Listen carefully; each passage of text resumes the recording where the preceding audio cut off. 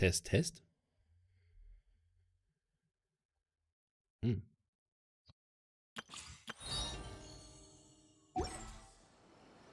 I do hope the Knights of Favonius are all working hard.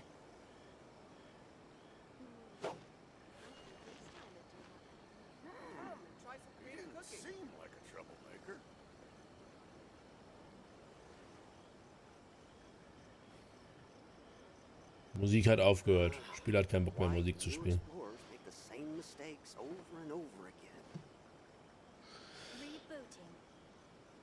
Rebooting. Catherine, der alte Android.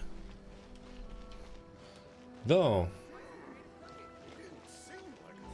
Hallo meine lieben Freunde und herzlich willkommen zurück zu Pracht des lila Gartens. Wir sind in Tag 5 und heute gibt es wieder eine Menge neue Sachen, die man machen kann. Unter anderem ein Theater der Vorrichtung, wo ich mir gestern schon die Zähne dran ausgebissen hat an dem perfekten Sieg hier. Aber das machen wir am Ende. So, dann haben wir jetzt noch das hier. 3 und danach das hier. Okay. Wahre Begebenheiten des lila Gartens, 3. Akt.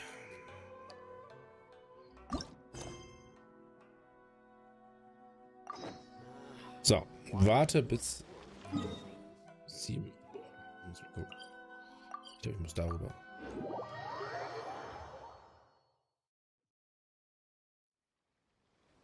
So.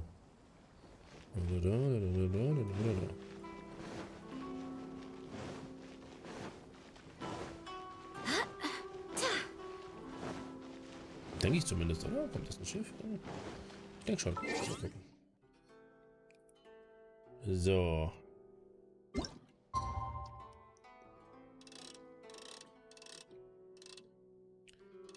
Sieben.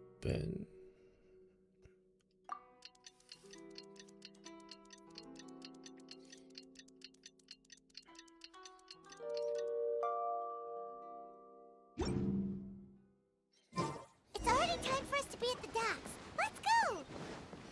Ja, ich kann mir schon. Arrival schedule says ship stopover 1 person. Does that mean we're only welcoming 1 guest today? Scheint. Look, that figure on the wharf. It looks like Kazuha. Mhm. Kadehara Kasura.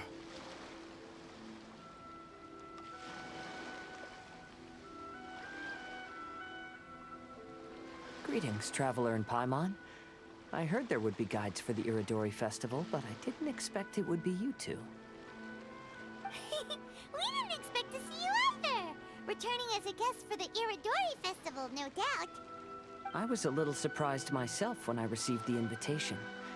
But after wandering the outside world for so long, it's good to have an opportunity to return to my homeland and pay respects to my old friends. Kazuha, when we saw you in the distance just now, you seemed to be looking for something. What happened? Ah, yes. You see, when I came off the boat with everyone just now, I suddenly heard light footsteps around me. I could tell they were not footsteps of a regular passenger. But by the time I turned around, the person had already disappeared. I only heard a splash come from below the pier. Even though I didn't manage to catch a glimpse of them, I found this strange piece of paper by my feet. Oh, does the paper happen to have a poem written on it? Huh. How did you know?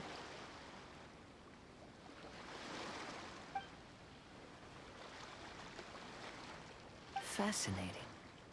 It's almost hard to believe such things could happen. Sure, here it is. Please, have a look. Farbenpracht der 5 Kasen Akahito. Wir waren schon lange dafür bekannt, dass wir als jüngere Dichter sehr ehrgeizig waren. Jedes Mal, wenn ich ein neues Gedicht schrieb, wurde es mit einem roten Stempel verziert und so bekam ich einen gewissen Ruf auf der Welt. Doch beim letztjährigen Treffen habe ich sogar ein Gedicht von meinem Vorgänger gestohlen. Es gab keine Entschuldigung für diese Tat und ich wurde aus meiner Heimat verbannt. Die Farbenpracht der 5 Kasen ist jetzt Vergangenheit, genau wie wetterwendisch diese Welt ist. Wetterwendisch. Okay. Welcher Übersetzer dieser Welt würde das Wort wetterwendisch verwenden? Last time, Aoi no Okina's poem ended with a reference to Akihito. And sure enough, this is a story about him. The story this time basically says that Akihito got his name from his love of red seals. However, the shogun discovered that he had committed plagiarism, and he was soon exiled. Well, if Paimon were to rate today's story, it sounds pretty unfortunate. I don't think there's anything particularly wrong with this story. I too was once wanted as a criminal by the shogunate. So I'm not all that different from Akihito mentioned in this story. But according to the story, Akihito was exiled by the shogun because of his wrongdoings. You did nothing wrong, Kazuha. Huh? Traveler, what are you thinking about? Ah, by the way, you mentioned that your friend has been struggling because he's unable to sign his name quickly, right? In Liyue and Inazuma, there is a saying, that which has been stamped has also been signed. Perhaps using a seal could be a feasible solution. While sailing at sea, I sometimes carve things to pass the time. If you wish to create a stamp for his seal, I might be able to help. Wow, that's an idea! Quick, let's go tell Albedo!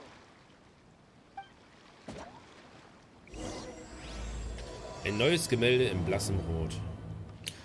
Hi Sascha. Ja, es ist vom Event. Heute ist der 5. Tag von Die Pracht des lila Gartens.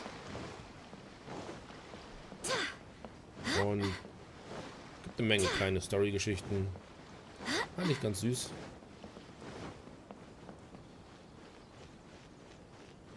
Und natürlich ein Arsch voll Urgestein.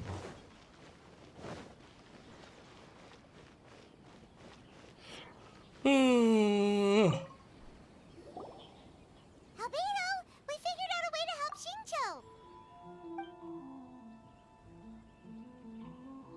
Interesting. A story of the 5 Kasen appears again, and with a timely solution. A stamped seal, huh? Let me think. Indeed, it is an efficient solution. If we use a stamp, then Xingqiu won't have to struggle with his handwriting anymore. However, since Xingqiu's signature has been previously revealed to the readers, it would seem insincere if he only used the stamped seal for his new books. But I have another idea. Using a seal is a part of it, of course. Let's go to Ouya restaurant now to discuss my idea with everyone.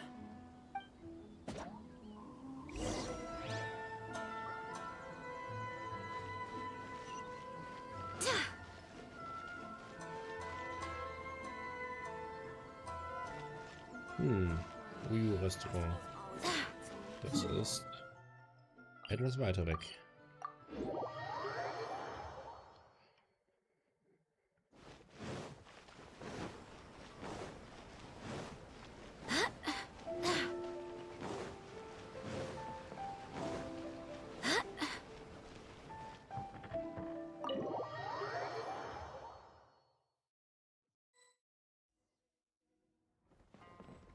Sprich mit Xingqiu. Wo ist er denn?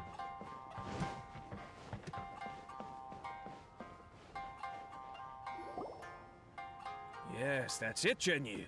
Your writing has greatly improved today, which means yesterday's intensive training was effective. My apologies, but I simply can't do it anymore. My hands are so sore that I can't even move them anymore. I should have known better than to read novels during calligraphy class. You just had a 10-minute break. Come on, you can do this. When it comes to pushing a deadline, there's no one more brutal than Mr. Hirayama. No wonder Lady Yai would always send the editorial director to handle troublesome authors. Whoa, this is getting scary. It hasn't even been that long and Shincho's already zombified. Mr. Hirayama, we found a solution that might just solve our dilemma. In both Liyue and Inazuma, Seals are widely used as the equivalents of a signature. If we use a stamp to leave the author's seal on the books, then we could make the signature process a lot easier. Of course, a seal on its own is not enough. So, I propose that each signature consists of 2 parts. First, we'll use a personalized seal. We can simply carve one using Chenyu's signature as the design. In addition, I'll also design a simple but elegant pattern that's easy for Chenyu to write. That way, he will only need to draw a simple pattern on each book. Let me think. All right, I think that would work. Not only does it still involve the author's own handwriting, but the result should be very beautiful as well. So, what you mean to say is, I've been saved from this predicament? Mr. Hirayama, it suddenly occurred to me that the reason we gave up on live book signings previously was because it would take too long for the author to sign each book. But if we adopted Calx's proposed method, we might have enough time to do signatures at the live event. And if all the authors signed their books in the same fashion, then Genyu's signature wouldn't look out of place. If you think it's feasible, I would certainly be happy to design signatures for the other authors as well. Yes, and you may leave carving the stamps to me. In that case, I shall contact the other 2 authors participating in the new release event. Alle können alles, alles ist It is a geregelt. great honor to use a signature designed by Kauf.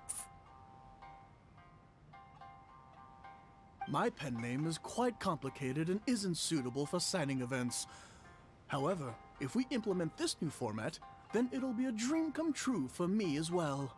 Great! Looks like everyone's on board with the idea. I'm sorry to have kept you busy for so long, Genyu. Please, take the next few days to have a good rest. We'll handle everything from here.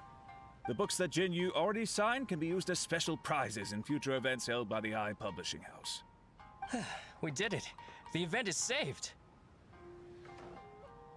Thanks to everyone's efforts, Onodera and I are finally free of that mess. That's right! You're finally free, Xingqiu! Maybe you should step outside for some fresh air.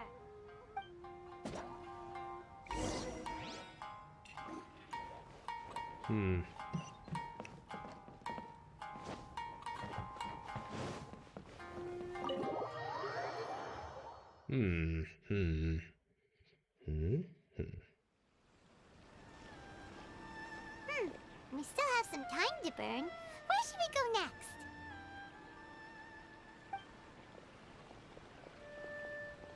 Traveler, there you are. Ayaka! Oh, it's Ayaka! And Venti! That's an interesting combo. I was just going to the festival venue to prepare the Ikebana lesson when I found a strange piece of paper on a flower stand. This bard just happened to be close by at the time. He informed me that you've also found similar papers recently. As such, we came together to find you two. But the paper she found isn't quite the same as the ones we found before. Here's the paper. Please have a look. Farbenpracht der 5 Graden, Summe.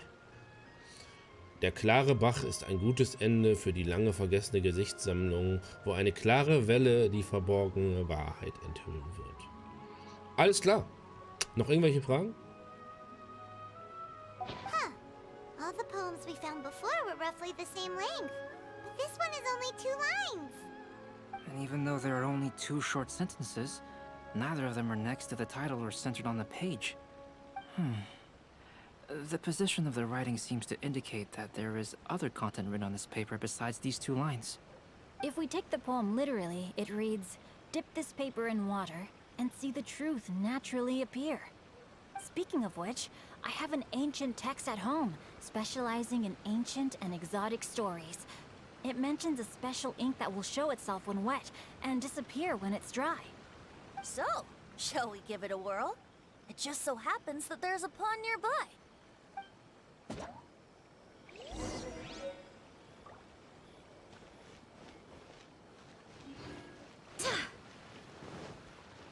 Das ganze Wasser, was da rumfließt, kann man natürlich nicht nehmen. Man muss natürlich hier zum See. Alles andere wäre ja Quatsch.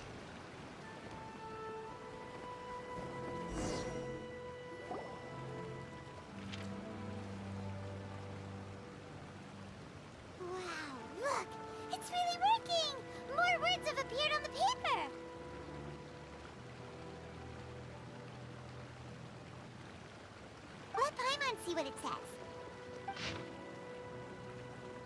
Farbenkarten, Summizumme. Die Dichterin liest die Schriftrolle der Gedichtsammlung durch, doch es gibt kein rotes Siegel auf dem Plagiat. Der klare Bach ist ein gutes Ende für die lange vergessene Gedichtsammlung, wo eine klare Welle die verborgene Wahrheit enthüllen wird. Es ist schwer für das Wasser, die glänzenden Sätze wegzuwaschen, während die Tinte auf dem Plagiat von selbst verblasst.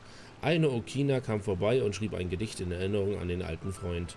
Der Sturm hat sich noch nicht gelegt und es ist wieder an der Zeit, dem Shogun Gedichte zu präsentieren. Story says that after Sumizomi got the collection of poems from Akihito and put them into a stream of water, the plagiarized words in the poem became blurry. Huh? Why would that happen? You see, Paimon, in the past, when printing was not yet well developed, handwritten text could easily become smudged in books when exposed to moisture. To ensure the text lasted longer, they'd either write using a special ink or coat the paper's surface with a waterproof coating once the writing was finished. Such special inks are time-consuming and laborious to produce, and the waterproof coating could also prove just as difficult. However, since Akihito's poetry collection was an important gift to be presented to the Shogun, surely one of those two methods was used to protect it. But as for the plagiarized poems, not only would they lack Akihito's seal, but the words would also react differently when exposed to liquid.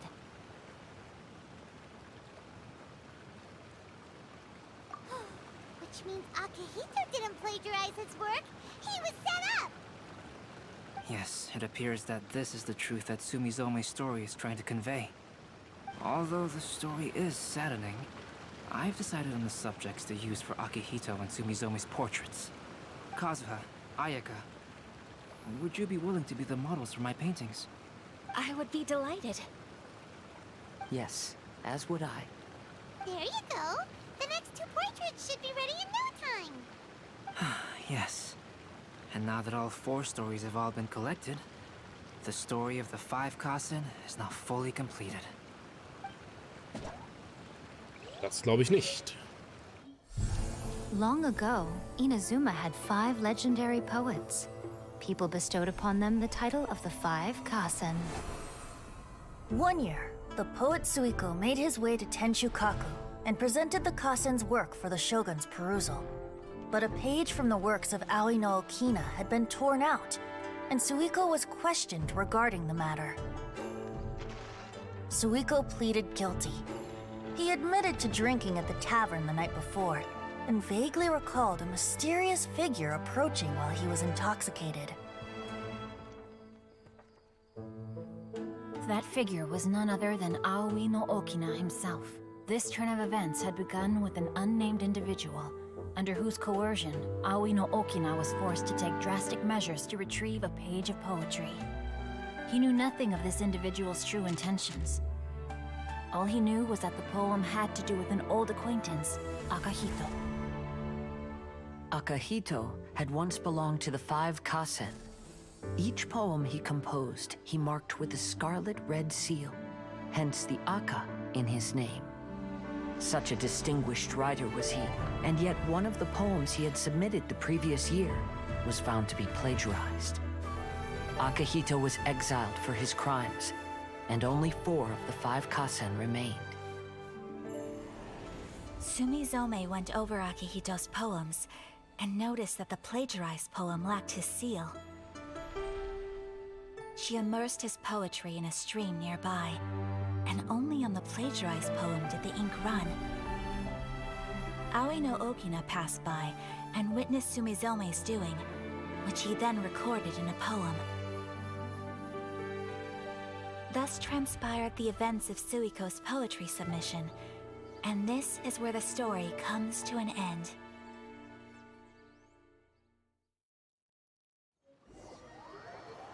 Ja, aber was stand denn dann da? Nachdem die Plagiattinte weggewaschen hatten.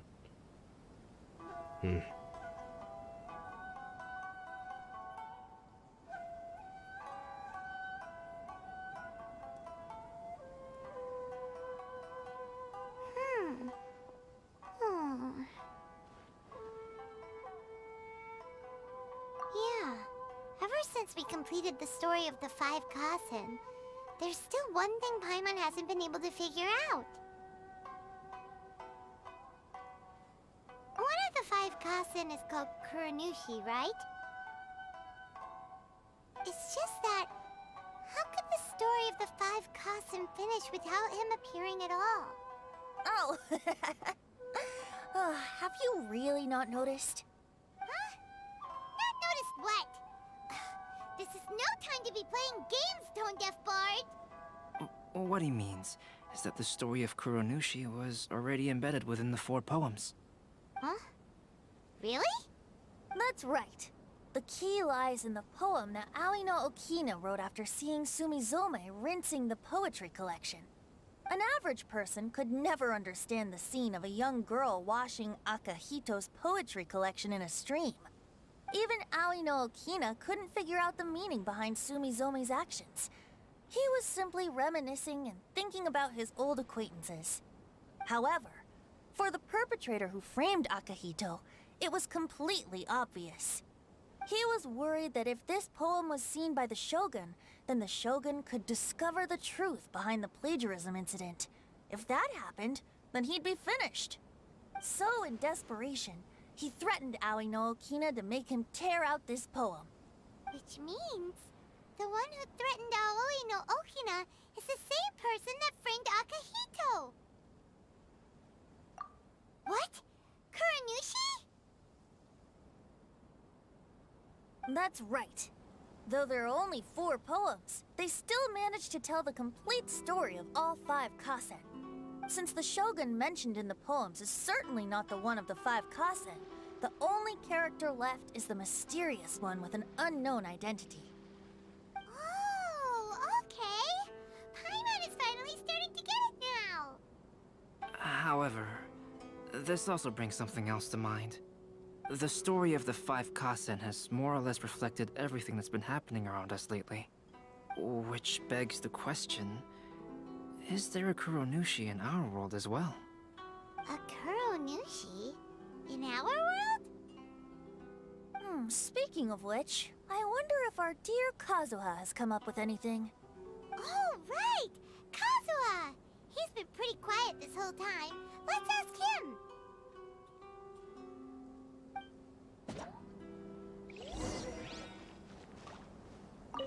Make sure you get in line early. Hey, Kazuha! Are you okay? You've been standing in front of this blank canvas for a while, and you don't look so good. Apologies for making a wild assumption, but has the story of the 5 Kasen reminded you of anything? Yes. A few things did come to mind, actually. However, they were nothing more than some past incidents regarding my family. I don't mind sharing the stories, but I'd prefer not to bring you any more trouble. Hey, we're all friends here, Kazuha. You can always tell us whatever's on your mind. Kaidehara, please forgive my assumption, but perhaps you were thinking of the Raiden Gokuden? The Raiden Gokuden? What's that? It appears that Miss Kamisato and I were thinking of the same thing. But it also has much to do with the Yashiro Commission. It would be improper to speak of it here without the consent of Miss Kamisato.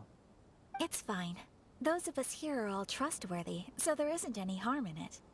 However, this matter is somewhat complicated and may be difficult to explain. Let me start with the Raiden Gokuden. As you all know, the Yashiro Commission's primary purpose is managing ceremonial and cultural affairs, and Inazuma's art of forging swords is a very important part of our culture. The Raiden Gokuden were once the top 5 schools of the forging art in Inazuma. Although these families were swordsmiths by craft, they also held many important positions in the Yashiro Commission. Unfortunately, of the 5, only the Amenoma art still maintains its artisan lineage. The descendants of the Ishin art are also still alive, but the craft has been lost to time. The descendants of the Ishin art are none other than the Kaidehara family. Whoa! We knew Kazuha came from a noble family, but we had no idea about his connection to the Yashiro Commission and sword making. Yes, but that's all part of the past now. The Ishin art was lost with my great-grandfather's generation. My grandfather was dissatisfied with my great-grandfather's lack of effort. When he was young, my grandfather traveled all over Tevat to find a way to revive the family business. But it was to no avail. And in my generation, our last remaining family property was lost as well. I heard my elder brother mention that the decline of the Raiden Gokuden happened very rapidly. In the span of a few decades, 3 of the families suffered various misfortunes and disappeared completely. Later, there was speculation that all of these misfortunes stemmed from some background machinations, meaning that someone wanted to wipe out the Raiden Gokuden. However, since not every family of the Raiden Gokuden came to ruin, such explanations were treated as nothing more than a conspiracy theory. Indeed. I've also believed such ideas were just theories and rumors. However, I know that a major incident happened to my great-grandfather when he was young. Not only did it affect the Kaedahara clan, but it nearly jeopardized the Kamisato clan's position in the Yashiro Commission as well. After reading the story of the 5 Kasen, I can't help but feel like it's pointing me toward the truth behind that incident.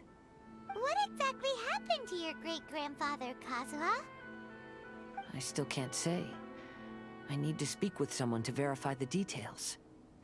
Let's meet here again at noon tomorrow. I will tell you everything I know then.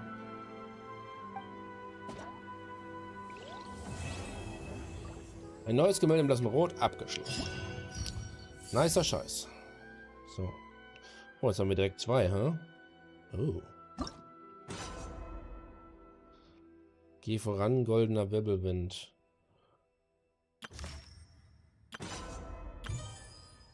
Blumenhöfe. Oh Mann. Oh boy, da können wir ja richtig viel erledigen. Wie schön.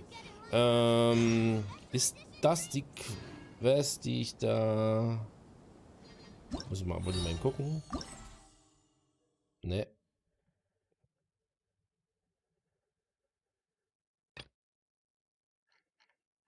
Okay, ich mache erst die Anekdote von Irodori fertig und dann kümmere ich mich um die anderen Sachen. So, oh, guck mal. Anspruchsvolle Dekoration. Oh.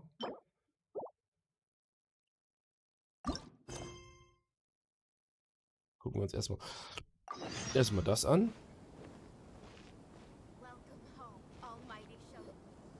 The 5 Kasen Plaza is significantly less crowded now, but it's still too early to relax. This is a serious matter, and we must remain vigilant. Is that clear? Yes, ma'am. Hey, Sarah!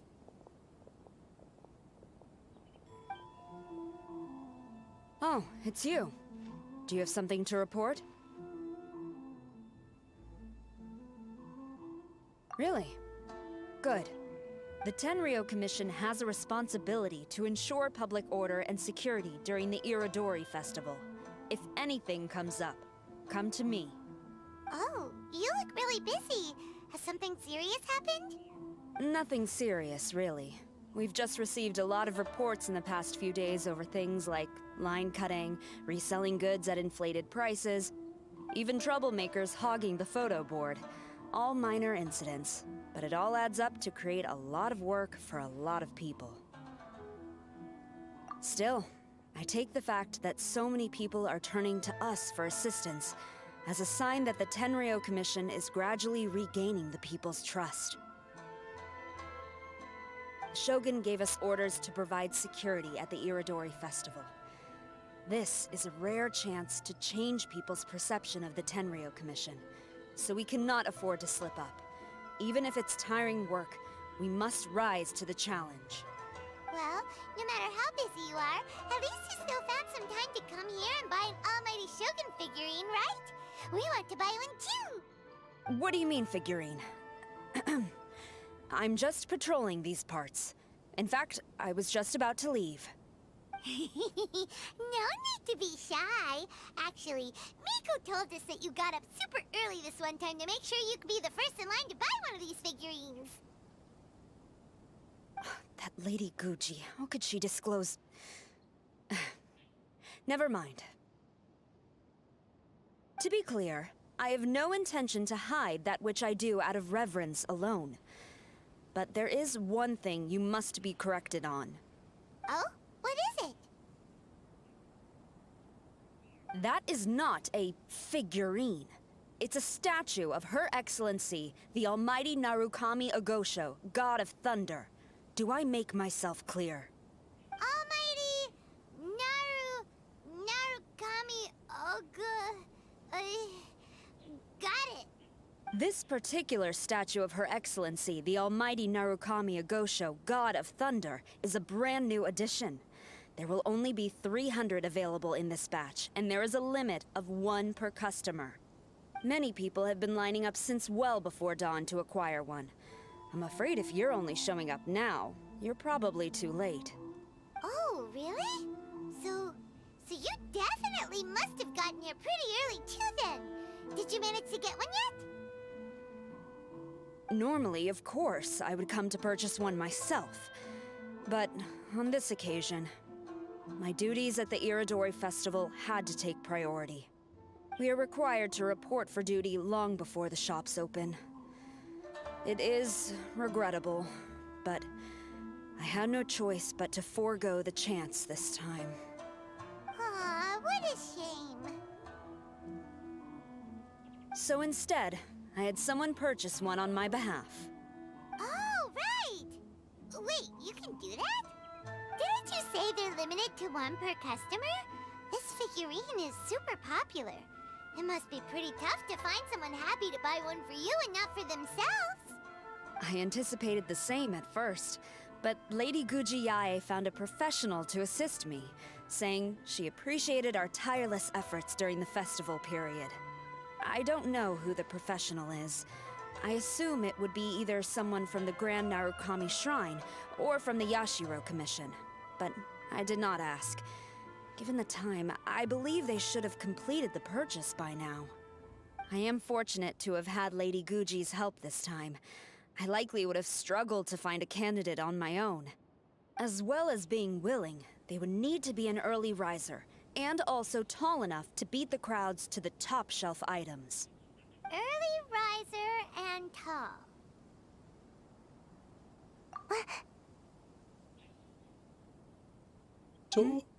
What was that sound?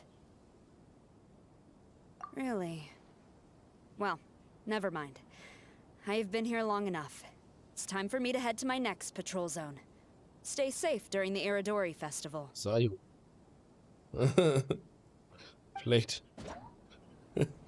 Schlechte Tarnung, Sayu.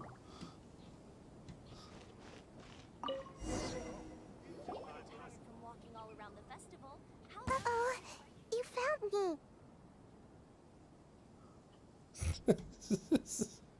Well. Sayu, what are you doing here? Oh, wait! Are you the professional? Shh! Quiet! She might still be in earshot. No way! I've been here since last night so I could buy a figurine. But after waiting and waiting, my eyes started to feel real droopy. And I only meant to take a short nap, a really quick one. Oh, if I don't buy one of these figurines, the 10-year commission Tango will lock me up for life. Sheesh, goodness knows what Miko told you. I guess my only hope now is to sacrifice my salary for this month and buy one off of someone who got here in time. Really? Great! Then, here's my salary. Please don't spend it all. Bitte gebt nicht alles aus. Huh, you didn't manage to get one either? That's strange. When I came to line up this morning, I checked with my friend who'd already bought one. She'd been lining up since before sunrise, and she was around the 100th in line. I was only 150 places behind her, so surely I should have gotten one. Something's wrong here. I'm gonna go ask the shopkeeper for an explanation.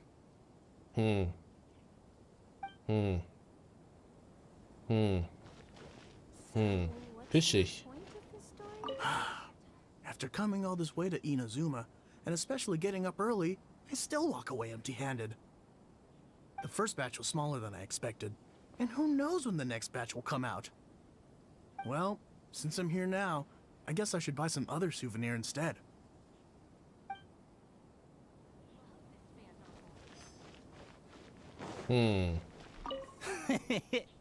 Why so glum? Didn't manage to get your hands on a statue of Her Excellency, the almighty Narukami Ogosho, God of Thunder, by any chance? Sell it? Huh. I ain't selling. Not after all the effort I put in to get a hold of this. Go ask someone else. I can't believe it. I am definitely done for this time. A whole load of people are saying they didn't manage to get one. Did the shopkeepers get the count wrong or something? Oh, why don't we go ask at Apekasu? Might as well. I guess there's nothing to lose. Apekasu? Apekasu? Ach so, den Laden. Ja, da hätte man vielleicht mal hingehen können, ja. Terribly sorry. I was otherwise occupied this morning and had someone else watch the shop. So I don't know all the details, but according to our records, we did sell the full 300. Hey, what about those ones at the back? Aren't they for sale? I'm sorry, those are display only. Please don't be too disappointed.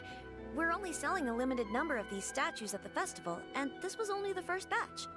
Please rest assured, you will all have the chance to purchase one in the future. But when will the next batch be ready? Also, this poor guy came all the way from Mondstadt. He got here earlier than me and was at least 50 places ahead of me. Even he didn't get one. How do you explain these numbers? Look, I don't know a whole lot about Inazuman festivals, but they do seem to have sold out pretty quickly. I'm terribly sorry, but I've triple-checked the sales records for this morning, and everything seems to be accounted for. Why don't we get the Tenryou Commission to investigate this? The Tenryou Commission? No way. Sorry, who are you? Oh, are you saying this falls under the Yashiro Commission's jurisdiction? Yeah, it does. We will follow up on this matter, so there's no need to go to the Tenryou Commission. They're busy enough as it is. That's weird. How come Sayu's so motivated to work all of a sudden? Shh. If the Tenryou Commission finds out about this, Kujo Sarah will come ask me about it. And then she'll find out that I didn't buy her figurine, and... Anyway, we can't get the Tenryou Commission involved, not unless there's no other way. Huh.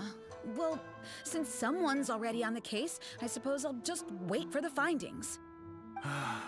Since I came all this way and didn't get a figurine, I guess I might as well look at what else is available. Thank you both for your understanding. We will make an announcement as soon as the results of the investigation come out. So we're supposed to be investigating, but we don't have any leads at all. Oh, maybe the customers really did make a mistake with the count. If only we had a witness who'd been here the whole time. You mean me? Sorry, I was asleep.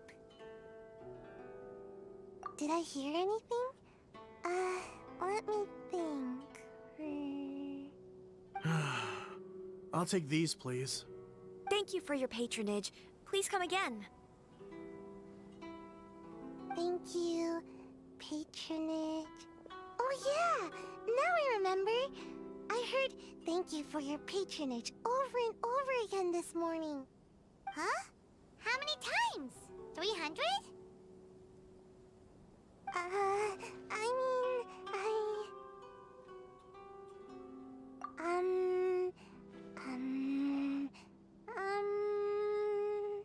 I got it. There were at least 16 snores between each. Thank you for your patronage. Mhm. That's not how you count it! 16 snores should be about 1 minute. And if we add on the time for moving the boxes and stocking the shelves...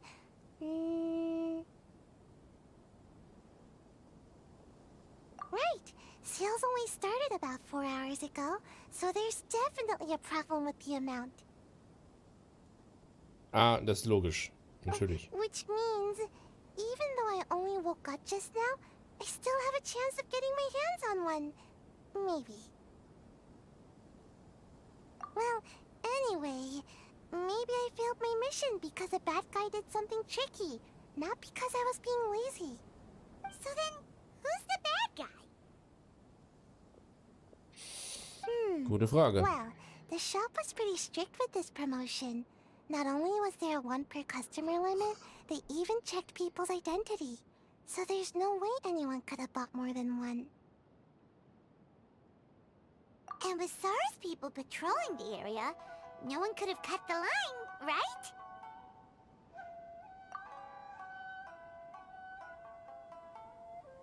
If someone was up to no good, they'd definitely try to find a way to sell the figurines at a higher price. Let's go ask the guy who says he had to put in a lot of effort to get a hold of one. Maybe he knows something.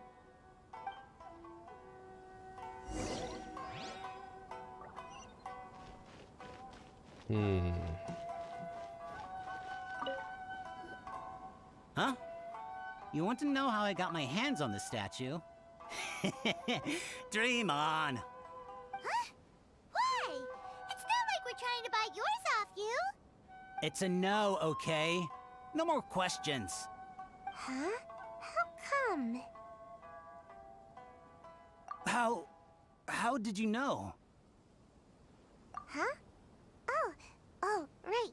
Yeah, we are professionals. Okay, fine. Since you guessed it anyway. But let me be clear. Don't spread this around. I came here bright and early to line up, but the first batch of statues sold out almost immediately. I wasn't very happy about that. So, I went around to the back door of a Pegasus to see if I could find a shop assistant to ask about when the next batch would be coming out. To my surprise, I saw him moving boxes and boxes worth of statues out of the store. Needless to say, I was all ready to march up and demand to know what was going on. But... well, yes. But I paid the shop assistant full price for it, so it was still a legitimate transaction. It's not for you to decide whether it was a legitimate transaction or not. Huh? It's the Tenryo Commission? The Tenryo Commission has received reports that someone has been hoarding goods to resell at extortionate prices. Now, these are not classed as strategic materials, so some amount of price fluctuation is expected in the market. However, it is against the law for a staff member to abuse their position to forge sales records and misappropriate goods. We have already investigated the situation at a Pegasus. The sales records are correct, but in the cash box, there are 2 bags in which most of the cash has been replaced with stones. But how can this be? Please hand over your statue of Her Excellency, the Almighty Narukami Ogosho, God of Thunder, as evidence. We will compensate you for your loss once we catch the individual responsible. Fine. So this guy was cooking the books. Never saw that coming. You guys figured this out pretty quickly, Sarah. In fact, we were only just tipped off. We're still working on the logistics of the arrest operation. Who's this? Yikes! I've been spotted.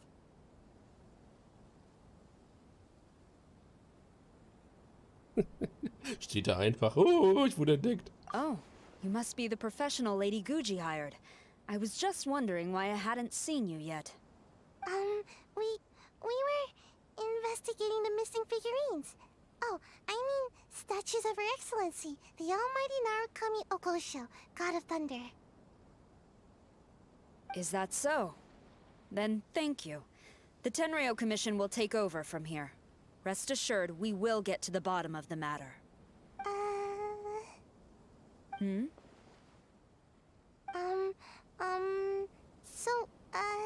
About your statue. Really? Thank you. So, where is the statue of Her Excellency, the Almighty Narukami Ogosho, God of Thunder? Oh, yeah! Sayu spent the whole night investigating the staff. So, by the time she got back, she was just too late to buy one. Yeah, right. I definitely would have made it back in time to buy one, if only it hadn't been for someone stealing the statues. I see. So in the end, you did not manage to purchase a statue, correct? I'm sorry. Don't blame yourself. The criminal is the one responsible here. The important thing now is to devise a plan to bring him to justice as swiftly as possible. According to the intelligence, the suspect has already started reselling the statues near the festival venue. But he is lying low and operating very discreetly. If we confront him head-on, he's likely to destroy the evidence and dash. Instead, we will seek to quietly surround him. But in order to achieve this, we will require one person to approach and distract him. Since you've spent the whole night thoroughly investigating this situation, I can think of no one else more suitable to gain his trust than you. Would you be willing to help the Tenryou Commission one final time? What? Right. Leave it to us. Your special edition drinks!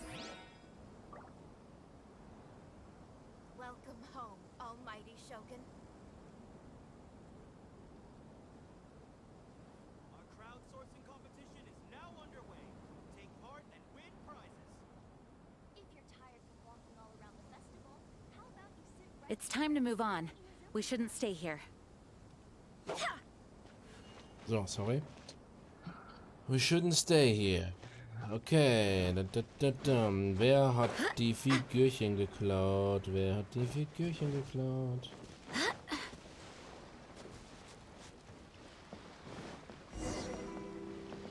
Seigu. Who introduced you?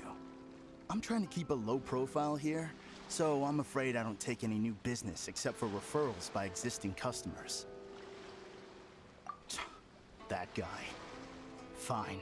He did technically buy from me, I suppose. But let me be clear.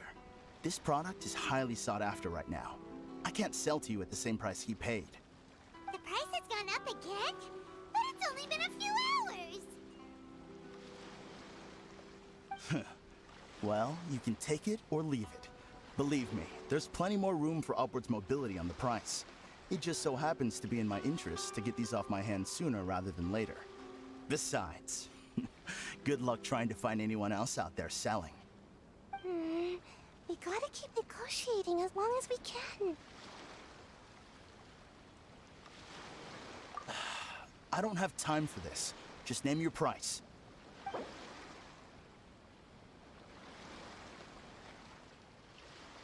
Was, ich muss wirklich mit dem verhandeln?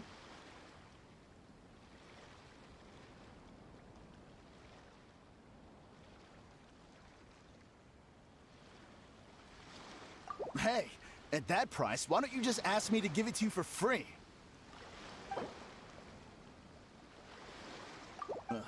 Fine. I swear, if I wasn't in a rush to get rid of him... Hold on! Paimon thinks there's still some room for negotiation. What's to negotiate? Do you want it or not? You think this is a game or something? If you're not serious about buying, quit wasting my time. I should be moving on to my next location by now, not stuck here arguing with you. The next location you move to will be the police station. You are under arrest for abusing your position for personal gain and falsifying accounts. Do not attempt to resist. The evidence is indisputable. The Tenryou Commission? When did you... Wait, all that negotiating. Stick 'em up!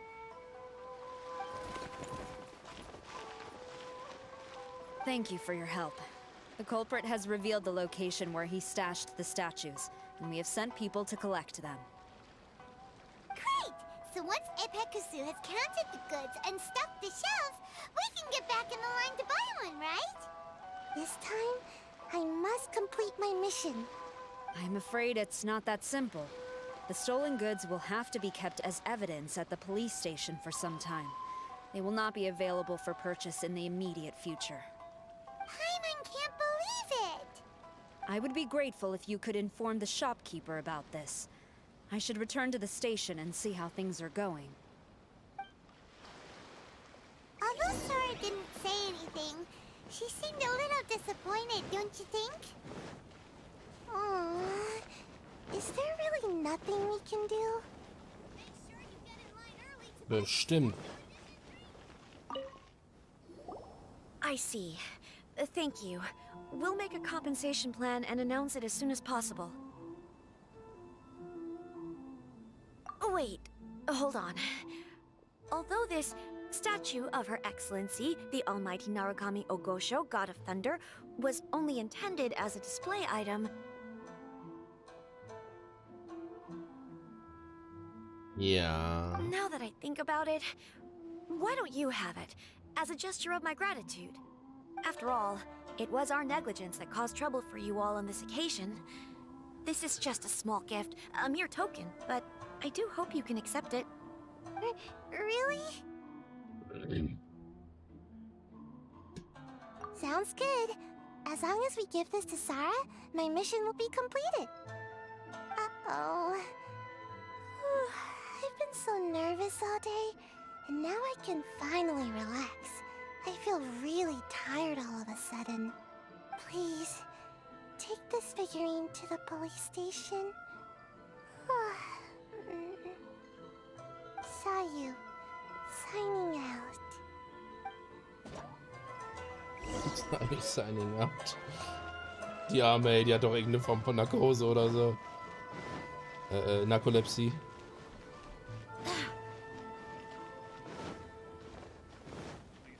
Oh, das ist ein bisschen weit.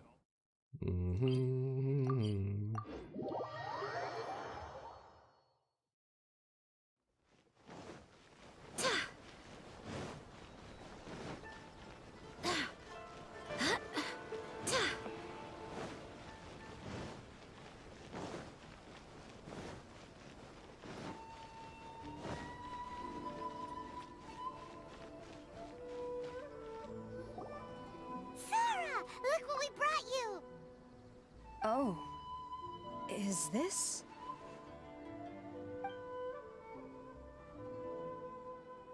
We just grabbed it and came straight here!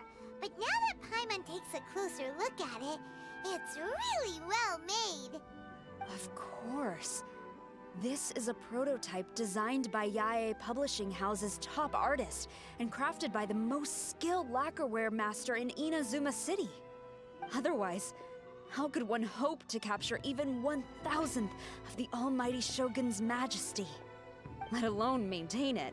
To do that, you must buy a special kind of shrine and worship it properly. It's also essential to clean it often to avoid a buildup of dust, and it's best practice to hire a craftsman to perform regular maintenance. Sarah! Sarah! What's wrong?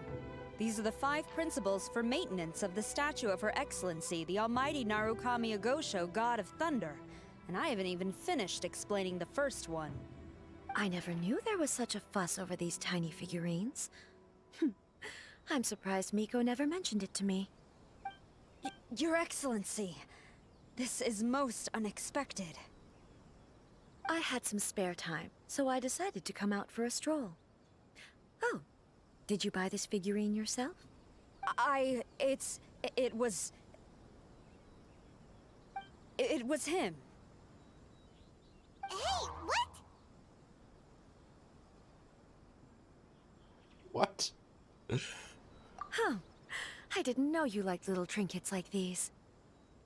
Your Excellency, I've yet to finish the defense arrangements for the Ihrer festival. Please excuse me. Very well. Thank you.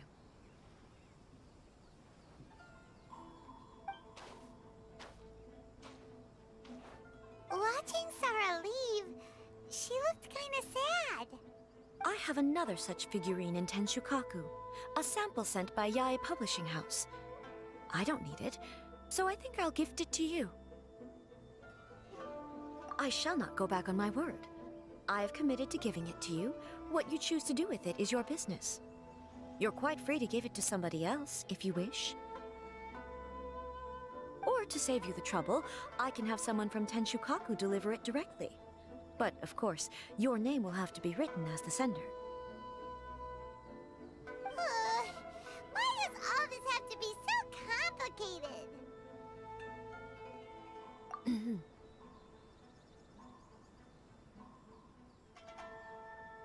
Good. I'll have someone attend to this shortly. Oh, and I wish you a pleasant and enjoyable Ihrer festival.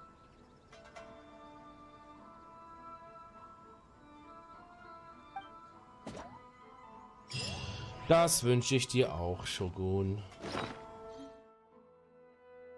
Süß, das Figürchen.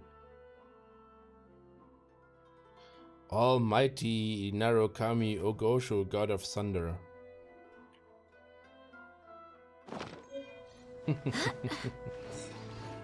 Well. So, jetzt haben wir. Ich habe mich schon gefragt, wie ich denn auch eine Figur bekommen kann, wenn ich doch nur eine habe, die ich natürlich Sarah schenken wollte. Jetzt haben wir 2 und dann passt es natürlich. So, okay, gut. Dann kommen wir jetzt zu den Aktionsdetails. So.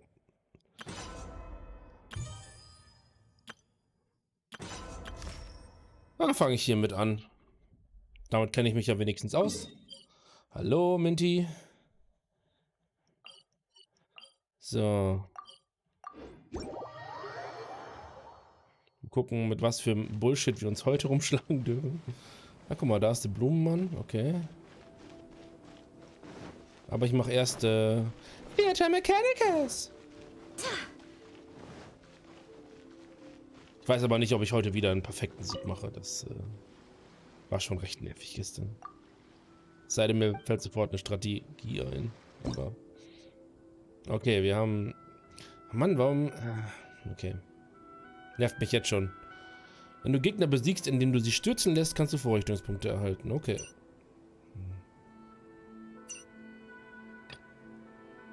So.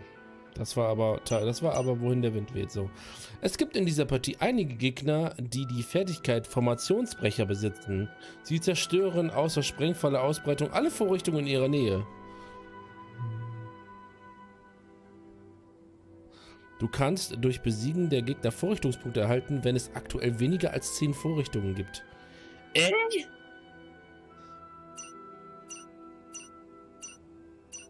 Okay.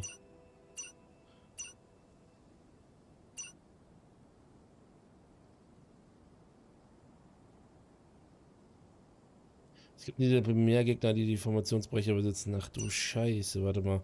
Habe ich da ein Wunderstäbchen gegen? Nö. Oh Mann, okay, also muss ich die ganze Zeit rumrennen und die Dinger wieder aufbauen, hä? Well. Also wenn ich es jetzt überlege, ist es wahrscheinlich intelligent, am Anfang tatsächlich nur 10 zu haben, damit ich Vorrichtungspunkte sammeln kann, damit ich die nach und nach auch wieder aufbauen kann. Weil wenn ich mehr als 10 habe, kriege ich ja keine Vorrichtungspunkte, wenn ich das jetzt richtig verstanden habe. Schauen wir uns das einfach mal an. So, wir machen auf jeden Fall ein Eis-Feuer-Bild, weil das am meisten Damage macht. Bums, Bums, Bums, Bums, Bums, Berserker, Jungs. Oh, ich habe noch 10. Mal gucken. Was man sprechen, erhöht den Gegner um mehr als 50% des übrigen Schaden.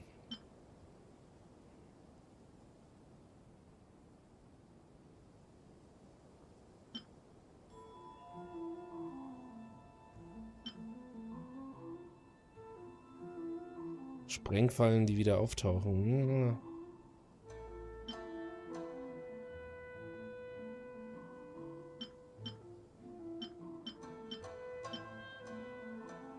Ich habe nur noch 10. Krachende Balliste.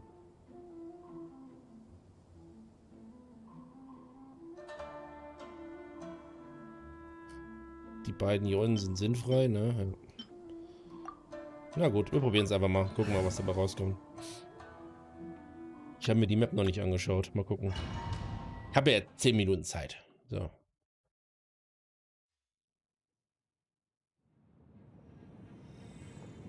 So. Ach, die scheiß Map ist das.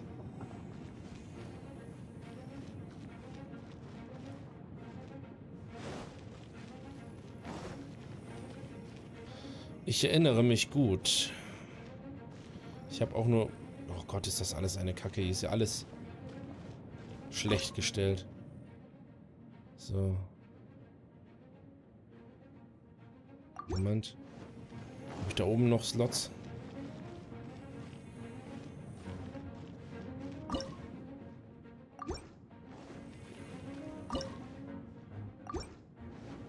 Machen wir sie nass.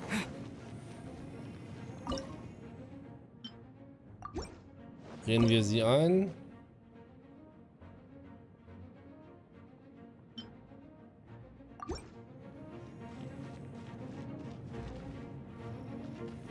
Und knallen wir sie ab.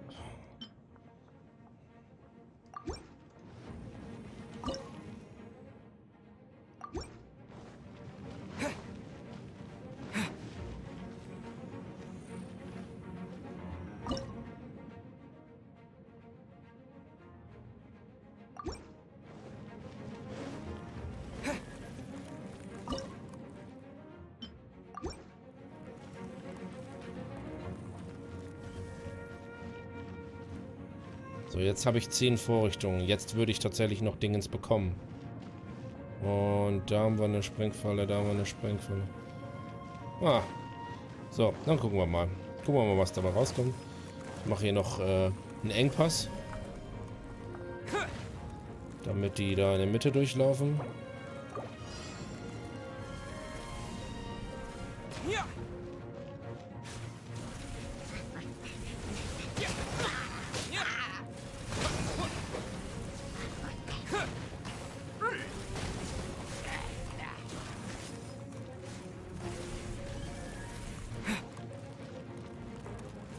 Das Wasser scheint nicht so gut zu funktionieren wie erhofft.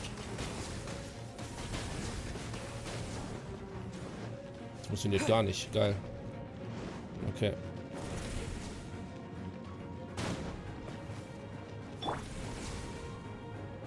Wo rennen die denn lang? Wieso rennen die denn im Kreis?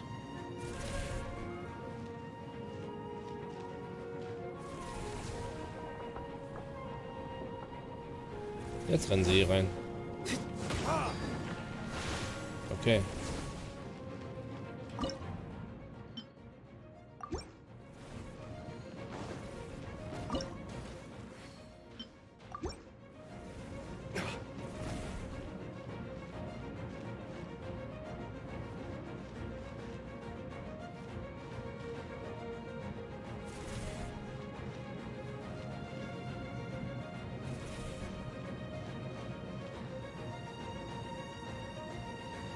Rennen die alle erst rechts rum?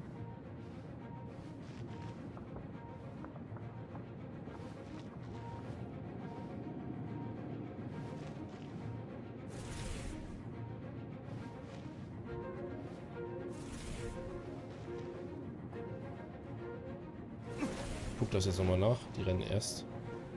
Okay, die rennen alle einmal erst im Kreis, oder was? Wie witzig ist das denn? Das ist ja völlig verrückt.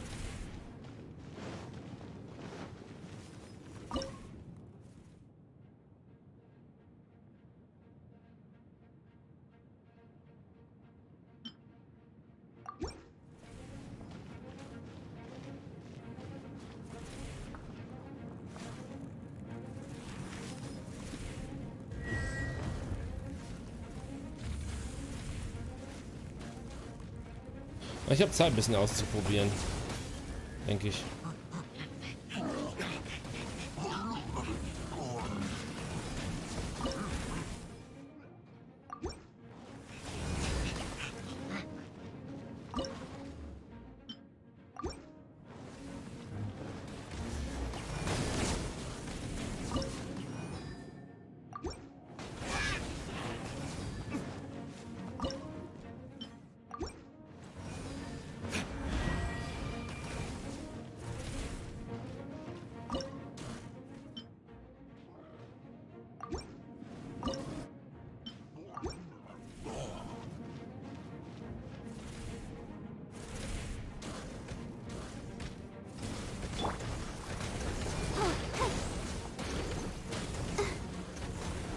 Läuft der auch einmal im Kreis?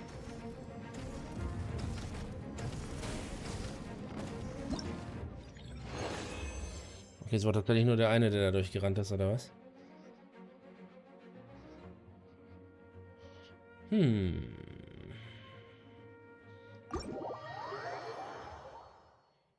zweite hat mir besser gefallen. Warte mal.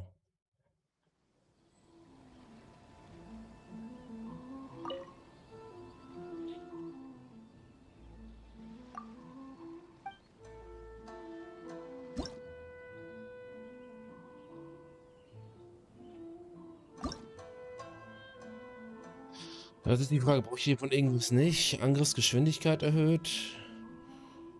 Versteckt die Elementarkunde vom Flächenbrand. Flächenbrand enorm. Eigentlich finde ich es gut, aber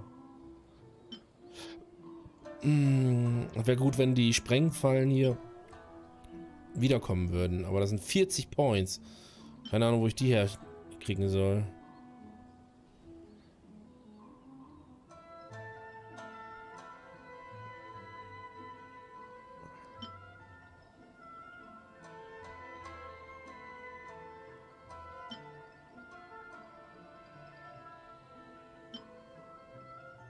Das ist auch gut. Ach, ärgerlich, ey.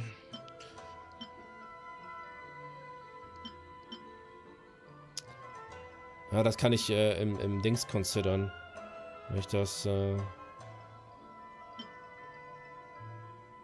mehr als 50% LP, dann müssten die eigentlich oben liegen. Dann wäre es sinnig. Weil die dann das erste sind, was die abkriegen.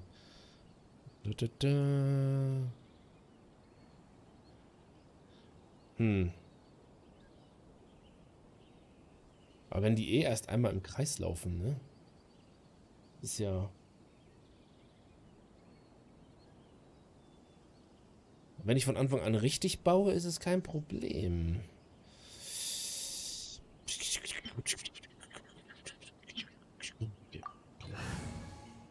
Probier's nochmal so.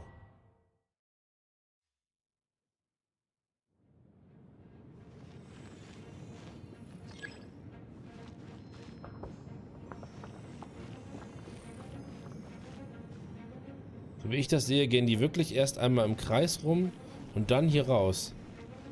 Dementsprechend brauche ich die gar nicht umbauen.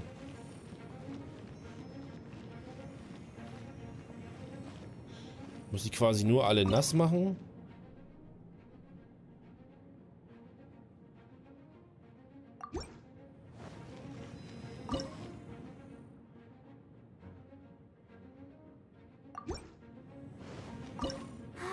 Keep going.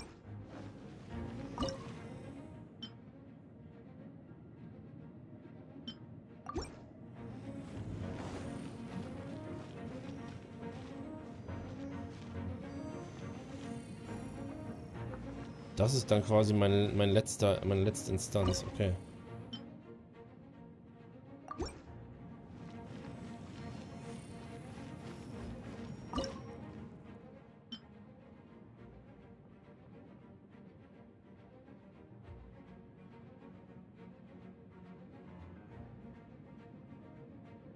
Okay, wait.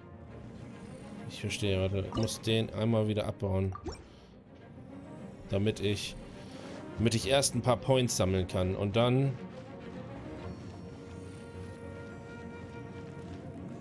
Oh Mann, oh Mann, oh Mann, oh Mann, oh Mann. Lass mal gucken. Wir gucken mal. Können ja ein bisschen rumprobieren. Terra Smash!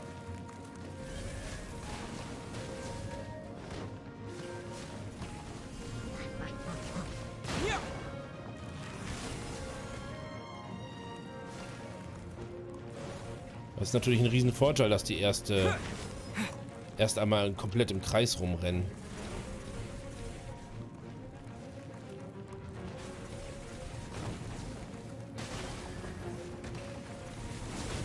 Guck.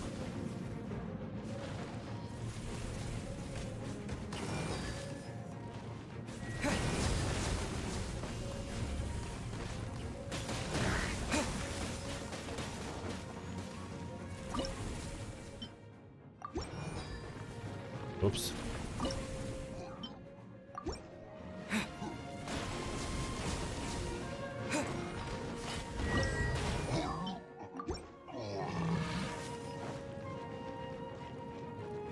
Ich muss unter 10 bleiben, sonst kriege ich keine Vorrichtungspunkte mehr und kann keine neuen Bomben setzen.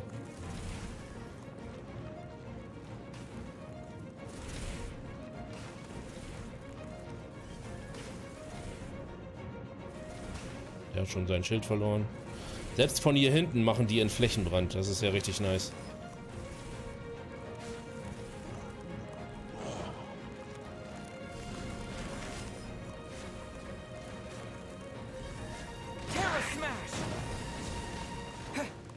Oh, jetzt kann ich ihn neu bauen.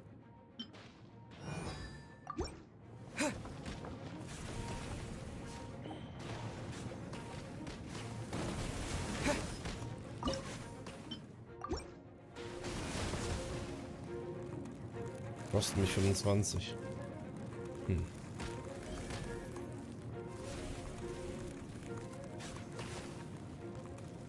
Das wird auf jeden Fall nachher ein strategisches Problem, weil da muss ich auf jeden Fall so viel sammeln, dass ich auf die 14 Türme gehe und dann nichts mehr nachbauen muss.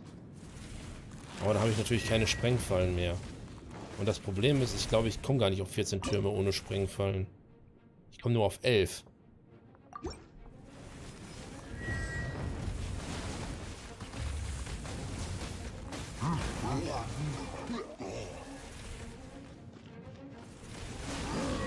Aber das hier scheint auf jeden Fall so überhaupt kein Problem zu sein. Weil, wenn die einmal im Kreis rennen, dann müssen sie jedes Mal zweimal durch diese Hölle durch.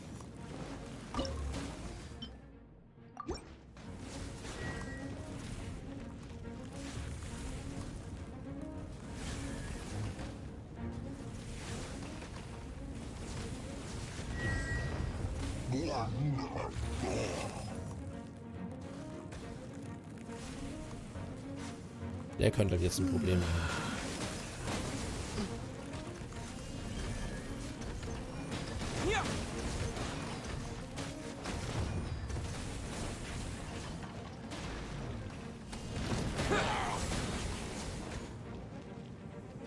Okay, jetzt hat er meine Dinger hier gesprengt.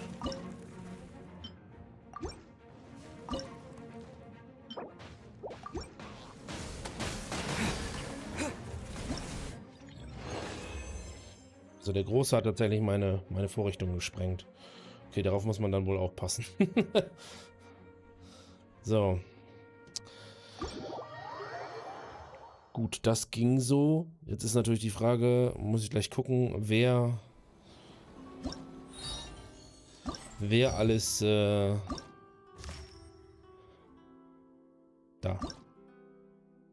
Wer von den Viechern alles meine Dinger sprengt. So. Nur der Große. Also nur der Große tatsächlich.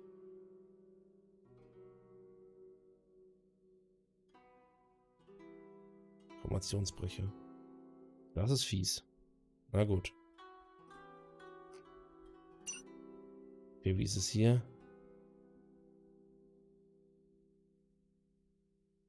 Da gibt es ein paar mehr. Eieiei. Eieiei. Ah, das wird mir auf jeden Fall zum Verhängnis. Ich guck mal, ob ich da... Es bleibt so. Das ändert sich nicht. Es gibt mehr Gegner. Höchstmenge Vorrichtung, die du bauen kannst. Okay. Ja gut.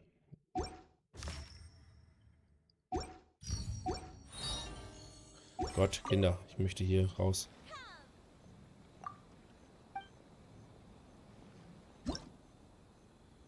So, also eigentlich habe ich hier nur Bomben weniger, was eigentlich kein Problem ist. Weil ich ja sowieso nur eine Bombe aktiv halten will, soll, muss, kann. Ist die Frage, ob ich das ein bisschen ändere mit dem Eis und dem Wasser.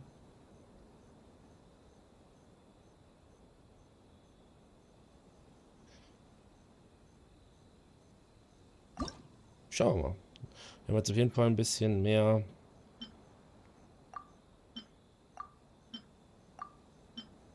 Da könnte man die hier noch mitskillen, glaube ich.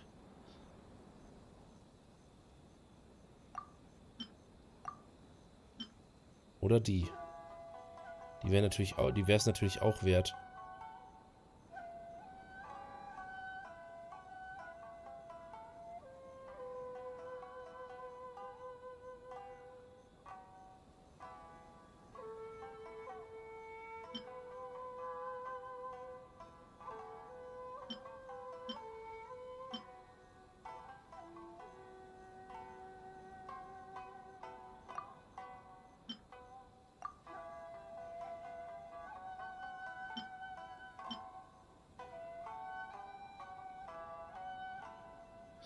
Verstärkt sprengvolle Ausbreitung, sodass in der auch nicht schlecht.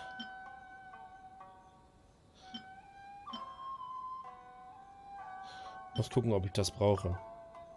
Bin ich mir noch nicht so sicher. Jetzt habe ich auf jeden Fall noch ein bisschen mehr Wasser und die hier regenerieren sich. Das ist relativ gut. Dann kann ich am Anfang ein Setup wählen, welches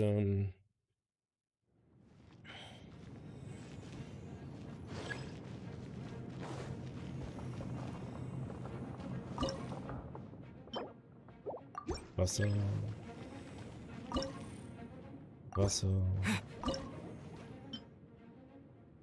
Ich habe nicht so viel Points. Eis. So. Jetzt bin ich quasi schon RIP. Jetzt muss ich erst tanken, in Anführungszeichen. Und dann mache ich den hier weg. Aber der wird gleich sofort explodieren. Okay.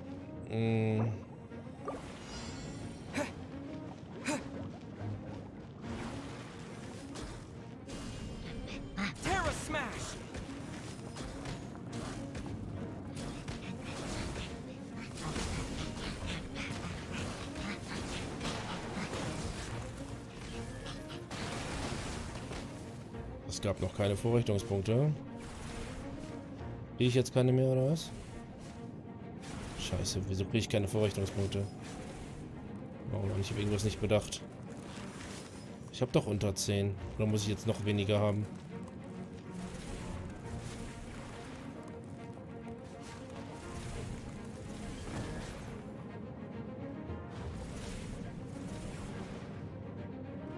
Muss ich weniger als 10 haben? Jetzt gibt's Points.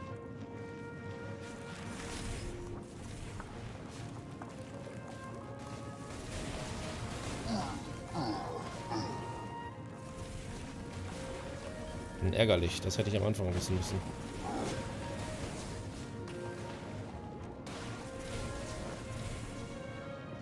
Laufen die hier einmal rum? Ja, tun sie.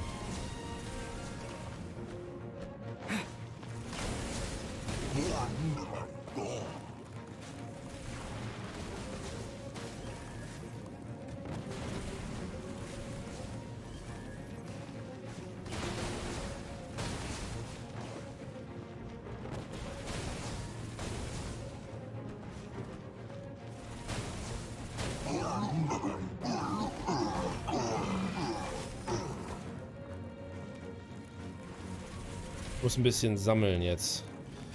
Und wenn ich dann 400 habe, dann kann ich noch 4 Vorrichtungen bauen und dann fertig. Aber auf 400 komme ich jetzt gar nicht mehr. Ja, ich brauche 500. Eieieiei.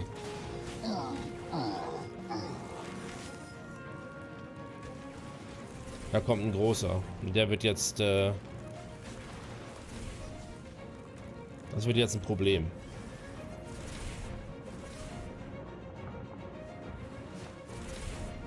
Okay, das hier ist alles, geht alles nach Ressourcenmanagement anscheinend.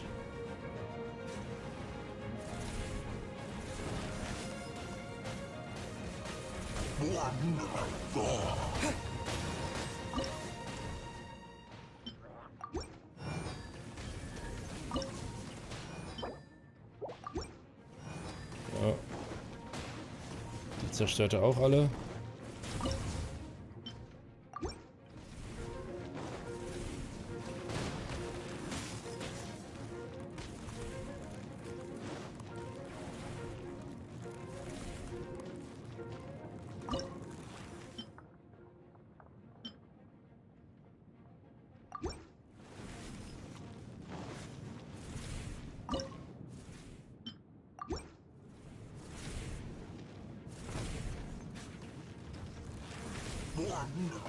Kill den Bastard jetzt, ey.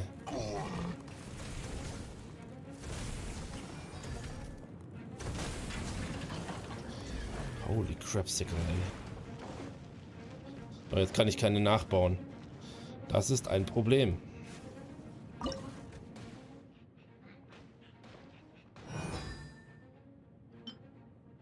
$90. Oh Mann, oh Mann.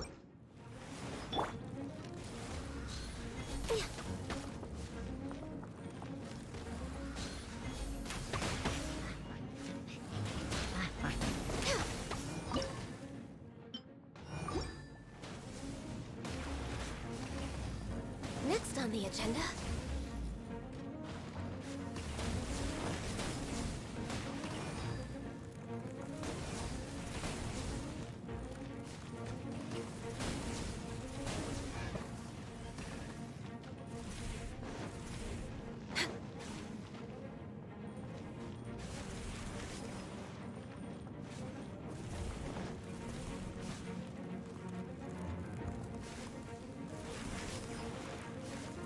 Okay, die Gruppe ist etwas entspannt.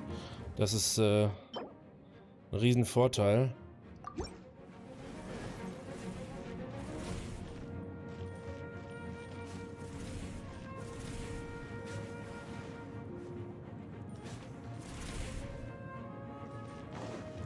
Aber ich krieg die... Oh, du Scheiße. Ach du Scheiße.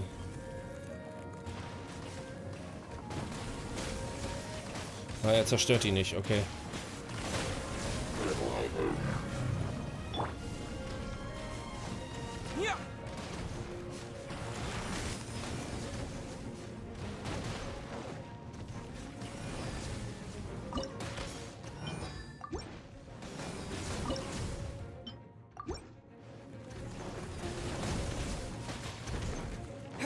Ja, der rennt durch.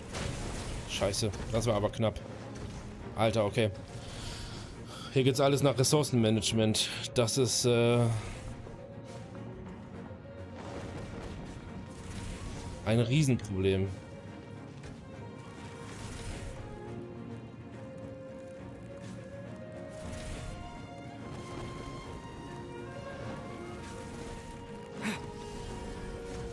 Aber hey, es war gar nicht so schlecht. Also...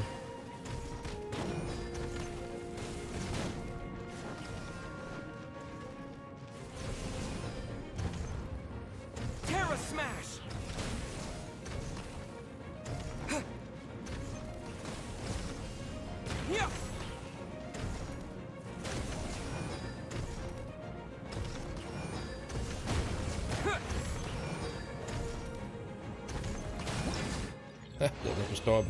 Ist tatsächlich nur der eine durchgekommen. Oder? Oh man, da waren viel mehr Gegner, oder?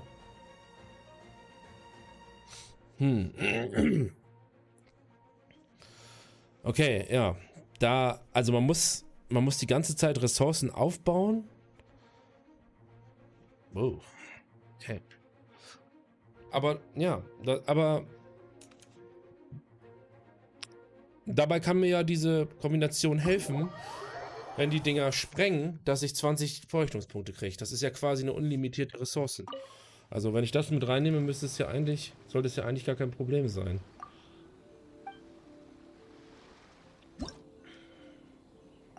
Ja, wenn ich jetzt sage, hier, die regenerieren sich nach 7 Sekunden und bei jeder Explosion gibt es 20 Vorrichtungspunkte zurück, dann brauche ich quasi keine Dingens. Sag schnell. Dann kann ich über 10 gehen. Oder 9.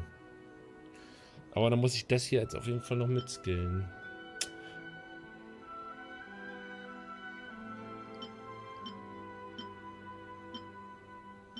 Wie sind das 20, ne? Auf eins davon muss ich verzichten.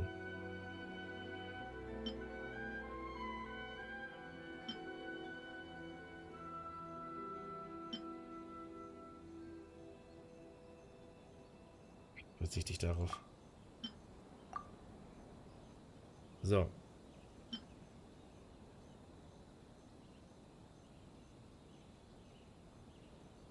So, weil jetzt... Und ich kann ja 4 bauen. Wenn ich jetzt 4 baue, dann müsste ich ja eigentlich aus allen Netten platzen mit Vorrichtungspunkten. Theoretisch. Also das hier war ja schon mal gar nicht so blöd. So. Das. Das.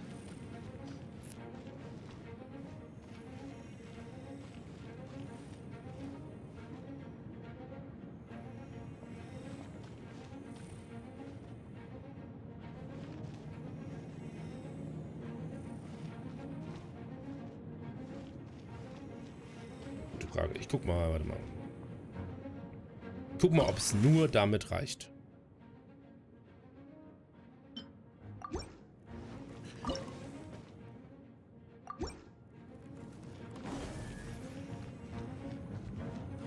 Jetzt habe ich keine Ressourcen mehr. Was kostet denn so eine Sprengfalle? 15.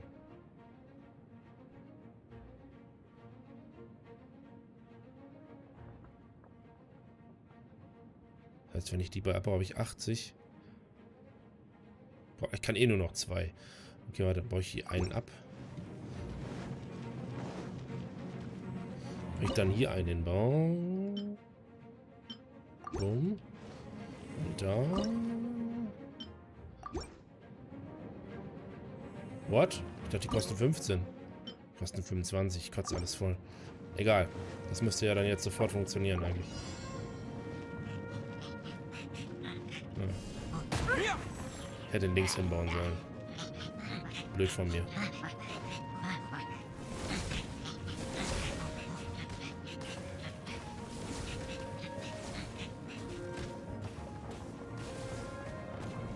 Uff. Da waren sie. So.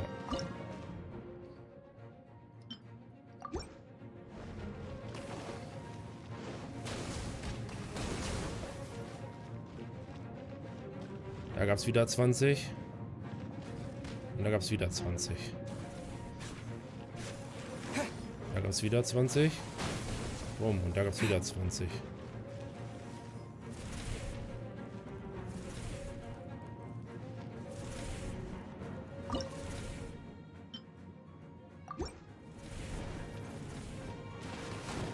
Boom.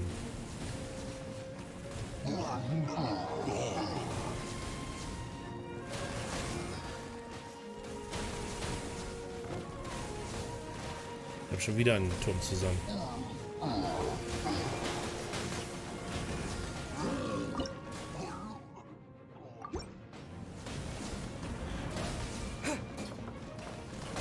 Jetzt muss ich farmen. Weil jetzt muss ich die dann dafür bereithalten, wenn die wiederkommen, die Großen, und meine Türme zerstören.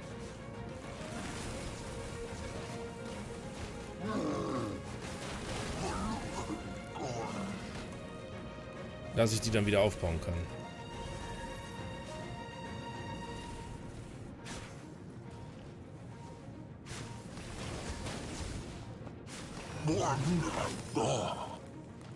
Da geht's los. 1. Ich hoffe, er geht nicht links rum. Das wird blöd. 2.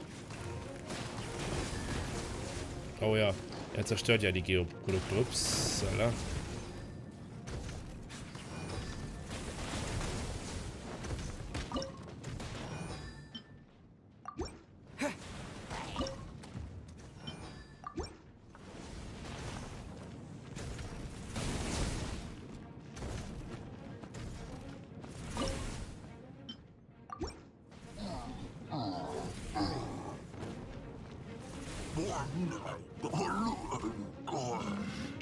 Es wird eng.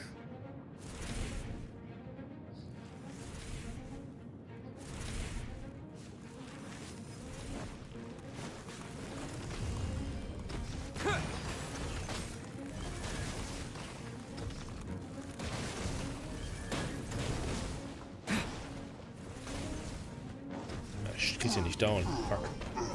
Kinder, was ist los? Wo ist der Damage? Scheiße. Ich weiß nicht, warum es letztes Mal geklappt hat.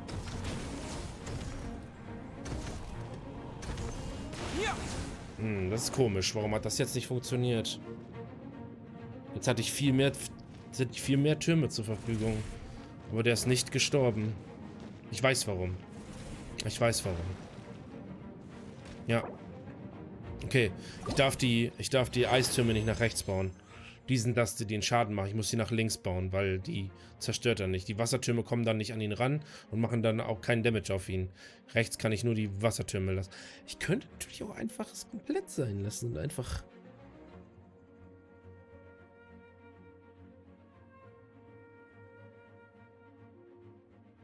Das ist ein bisschen zu intelligent, ne? Ich meine, wenn man sich überlegt, wo die lang laufen... Wäre es möglich, dass man einfach die so hinbaut, dass die gar keinen zerstören? Durch ihren Laufweg. Aber das hat mir eigentlich ganz gut gefallen jetzt gerade. Mal so. Ich hätte nur die Eistürme nach links bauen müssen. Ja, weil die Eistürme machen ja hier Damage. Ja. Wasser nach rechts.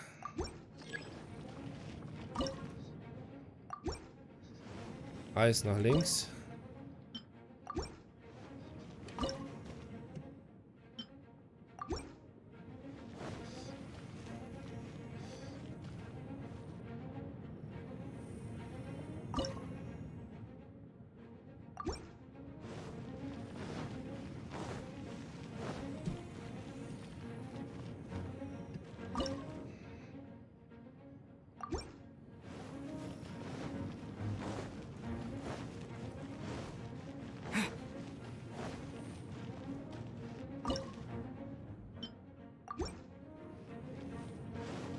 Der hier ist eigentlich doof. Ich könnte ihn auch direkt nach links bauen, aber...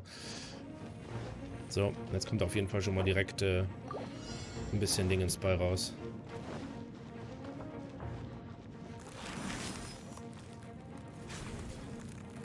Ein paar Vorrichtungspunkte.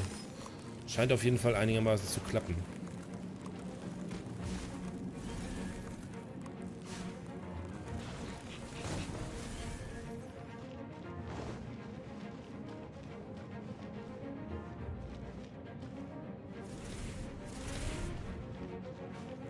Aber wenn ich den jetzt hier hinbaue, dann killt er den ja auch nicht, wenn der hier lang läuft.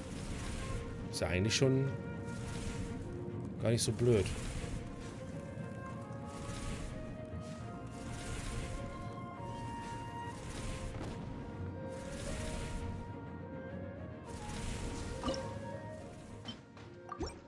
Ups.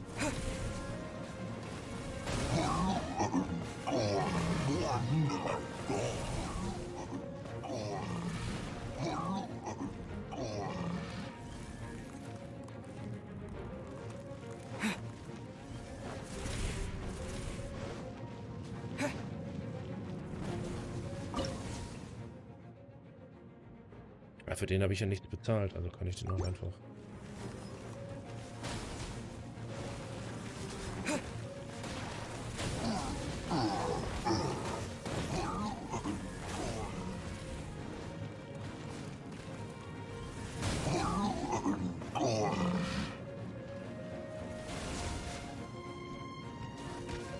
Jetzt kommt der Fette da raus.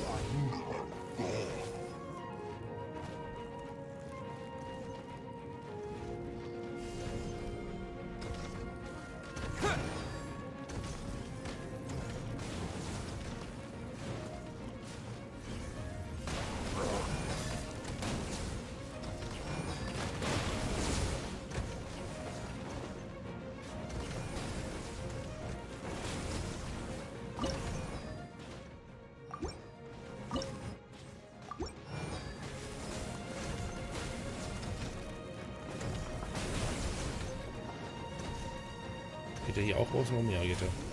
Okay, dann mache ich den hier hin.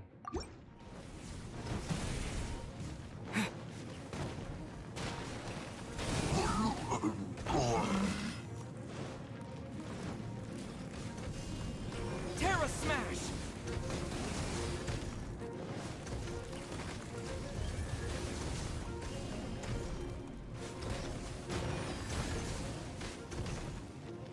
Komm, kill den Wichser.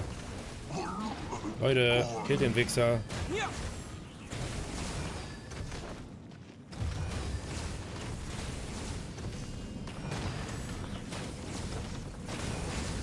Sehr gut.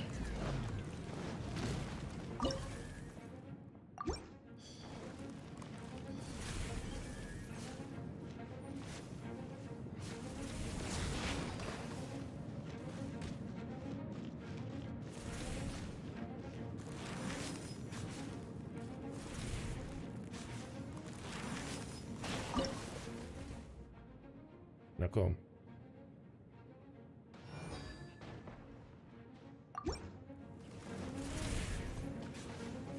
Jetzt muss ich wieder farmen.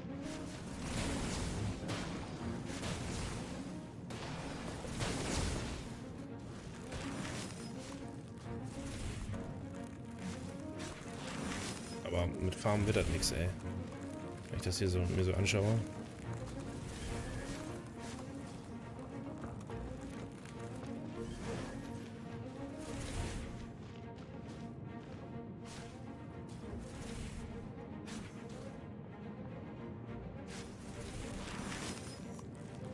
Da kommen jetzt 2. Okay.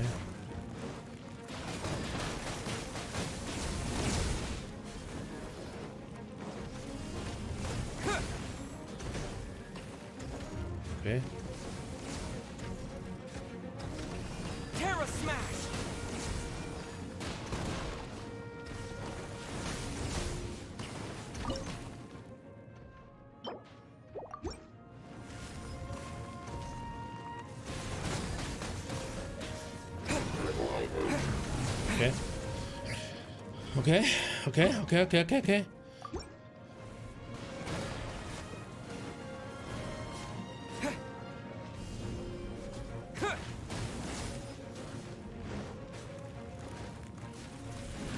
Okay. Okay. Okay. Soweit so gut.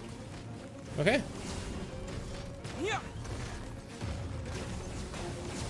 So noch der Wichser und dann. Terra Smash!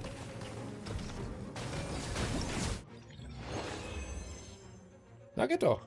Okay, Taktik hat funktioniert. Wunderbar. Sehr gut. Muss ich mich gar nicht so reinhängen. War der zweite Try jetzt? Okay. Ja. Also die Taktik hat gefruchtet.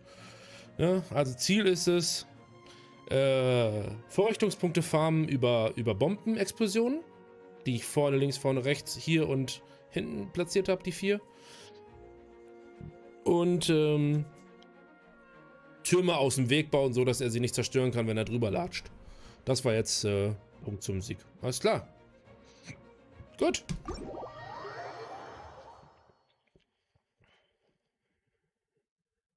Gut. Okay. Ja. Bin ich heute ausnahmsweise mal zufrieden mit mir. So. Dann haben wir noch mehr. So.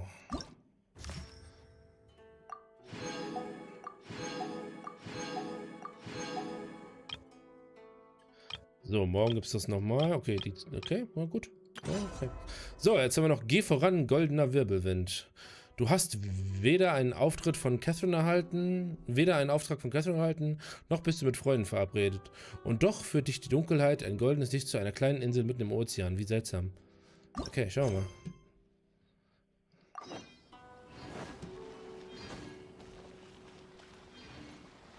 Da kann ich nicht rüberporten, oder? Ne.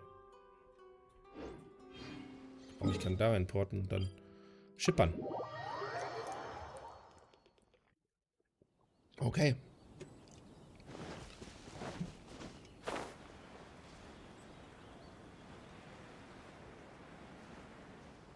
Schippern? Wo ist er? Oh, da. Gott.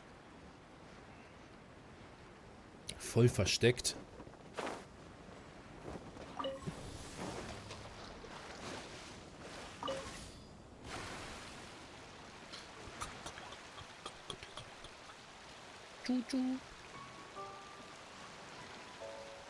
Ding, ding, ding, ding. Ding, ding, ding. Ding, ding. Ding, ding.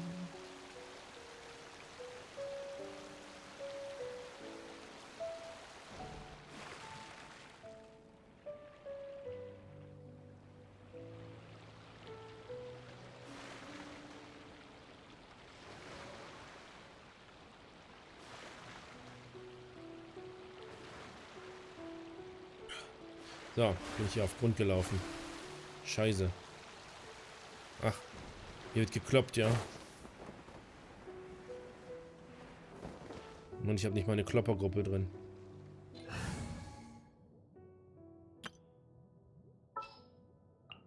Time to begin work? Kloppen? Darf ich dich nach deinen Namen fragen? Hey, bitte! Gut, ich habe es mir gemerkt. Darf ich fragen, ob du bereit bist, Ehre als Krieger zu wagen? Warte, was?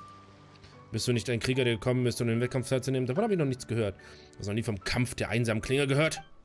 Das kann nicht sein. Ich hätte Aushänge ausgehangen. Wo hast du sie ausgehängt? Hier. Wow. Es ist sinnlos, die Aushänge hier auszuhängen. Niemand wird davon erfahren. Das ist alles die Schuld von der Yashiro-Verwaltung mit ihrem keine Waffen oder Kämpfe während des Iridori-Fests. Quatsch. Ich habe mich beworben, um die Duelle auf Rito zu organisieren, aber sie haben abgelehnt. Und mir wäre es auch nicht erlaubt, dafür zu werben. Also komme ich in die Arena nur, um mir aufzustellen und ein Aushängeschild in der Nähe platziert. Allerdings haben wir bereits 4 Bewerber, wenn du dich mitzählst. Sind es 5. Also die Leute sind tatsächlich beigetreten, das ist seltsam. Apropos, Paimon weiß auch nicht mehr genau, warum du hierher gekommen bist. Shen, so wie ich das sehe, könntest du den Ort ohne vorherige Hinweise finden. Das ist nicht ganz korrekt. Das muss bedeuten, dass du in der Tat ein Krieger mit einem beeindruckenden Geist bist. Diejenigen, die sich in den Fähigkeiten sehen, werden sich immer zueinander hingezogen fühlen. Das ist der Lauf der Welt und es gibt wenig Grund, überrascht zu sein. Keine Ahnung, welche Welt du lebst. Aber wirst du trotzdem mitmachen? Wenn du jeden der 4 Herausforderer besiegst, kannst du natürlich eine Belohnung. Ich werde es mir überlegen. Gut, dann nimm dir bitte Zeit. Jeder der Krieger, den du im Kampf der einsamen Klingen gegenüberstehst, beherrscht verschiedene Schwerttechniken. Dazu gehören nicht nur gewöhnliche Techniken, sondern auch äußerst mächtige, aber selten verwendete, ausgereifte Schwerttechniken. Nachdem du mit diesem Krieger gesprochen hast, kannst du im Fenster mehr über die ausgereiften Schwerttechniken als Gegners erfahren und dadurch den Sieg leichter erringen. Muss ich dich nicht einfach nur verprügeln? Ne, ich muss tatsächlich mit dem Schwert kämpfen, oder was? Während dieser Duelle kannst du keine Elementarfähigkeiten oder Spezialfähigkeiten einsetzen, aber du erhältst eine neue Fähigkeit, die Parade. Was machen wir jetzt hier? Elden Ring oder was ist los? Wenn du diese Fähigkeit einsetzt, hebst du die Waffe in einer defensiven Haltung und verringerst so den erlittenen Schaden erheblich. Parade hat eine bestimmte Abklingzeit. Pariere gleichzeitig, wenn dein Gegner angreift. Dann kannst du den Schaden dieses Angriffs vollständig beseitigen und die Abklingzeit für deine Parade zurücksetzen. Wenn dir eine perfekte Parade gegen eine gewöhnliche Technik gelingt, erhältst du eine Stapelung Kühnheit. Und eine perfekte Parade gegen eine ausgereifte Schwerttechnik gewährt dir 3 Stapelungen. Dreifach stapelbar. Der nächste Angriff, nachdem du Kühnheit erhalten hast, wird all deine Kühnheit aufbrauchen, um deinem Gegner enormen Schaden zuzufügen. Je mehr Stapelungen von Kühnheit du hast, desto höher der Schaden. Okay. Also parieren, aufladen, zuhauen. Okay. Wenn ein Gegner dabei ist, seine ausgereifte Schwerttechnik anzuwenden, wird seine Waffe hell leuchten. Wehrst du seine ausgereifte Schwerttechnik mit einer perfekten Parade ab, führst du gleichzeitig einen mächtigen Gegenangriff aus und fügst enormen Schaden zu. Oh Mann, oh Mann, oh Mann, oh Mann, oh Mann, oh Mann, oh Mann, oh Mann. Bist du Shen? Yep. Sehr gut. Erlaube mir, deine Fähigkeiten zu testen. Ich werde die Sohn als Probe für mich gegen den stärksten Kämpfer nehmen. Stärksten Kämpfer. Du brauchst nicht zu wissen, wer das ist, denn du bist hier von mir besiegt zu werden. Hier. Komm, lass uns beginnen. Ist nicht übel, dass es mit dem Schwert keine gehalten ist. Schwierigkeit, wahrer Meister.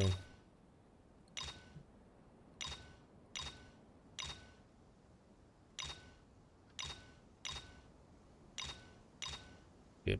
Besiege den Duellgegner, besiege innerhalb von 50 Sekunden den Duellgegner. Und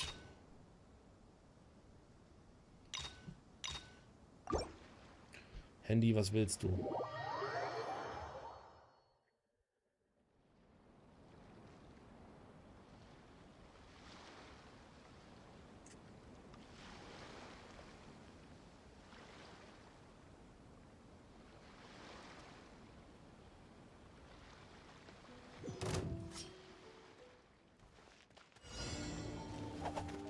Feel my blade.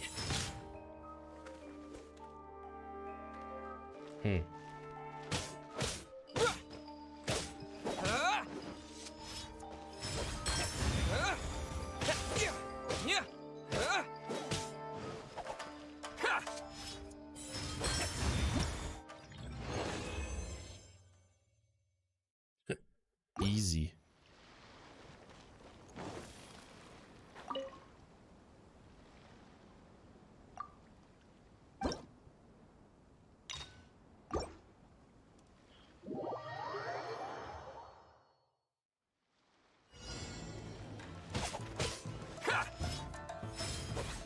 Oh, scheiße.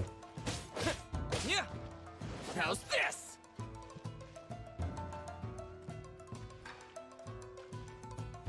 Feel my blade. Jo. How's this? Na komm. Jetzt macht er den nicht so oft, ne? Nur weil,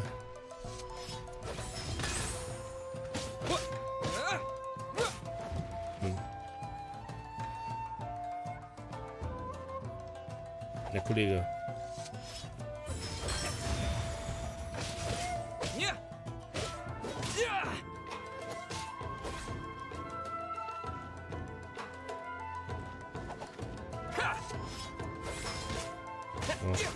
Wieder zu früh?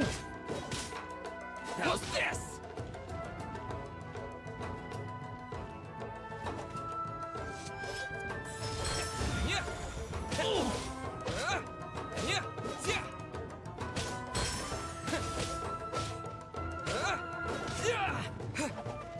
Oh, wirklich? Dann machen wir es nochmal. Ich hätte nicht so viele verkacken sollen.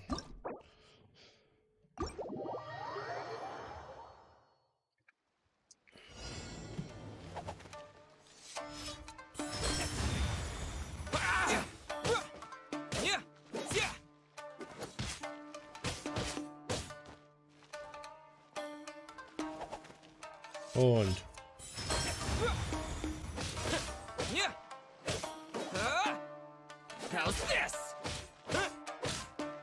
einmal noch.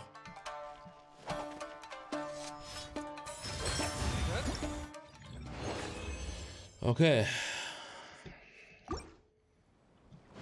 Okay.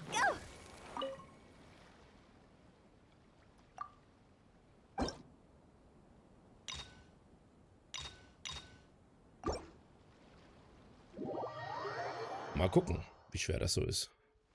Das ist derselbe Typ, okay.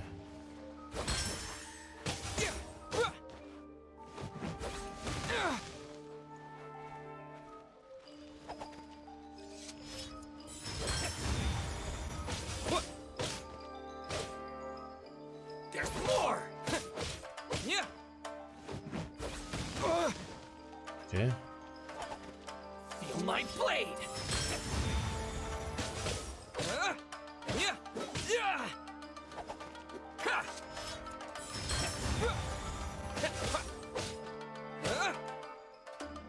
How's this?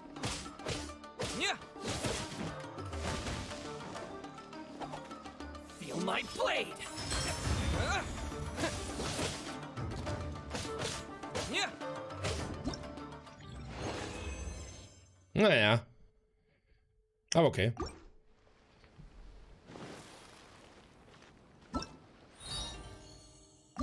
Können wir die anderen nicht herausfordern heute? Vermutlich nicht, ne? So. Ne, die geht's erst morgen, okay.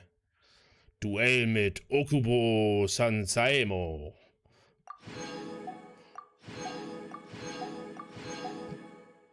Die kann ich gucken, was der hat, ja.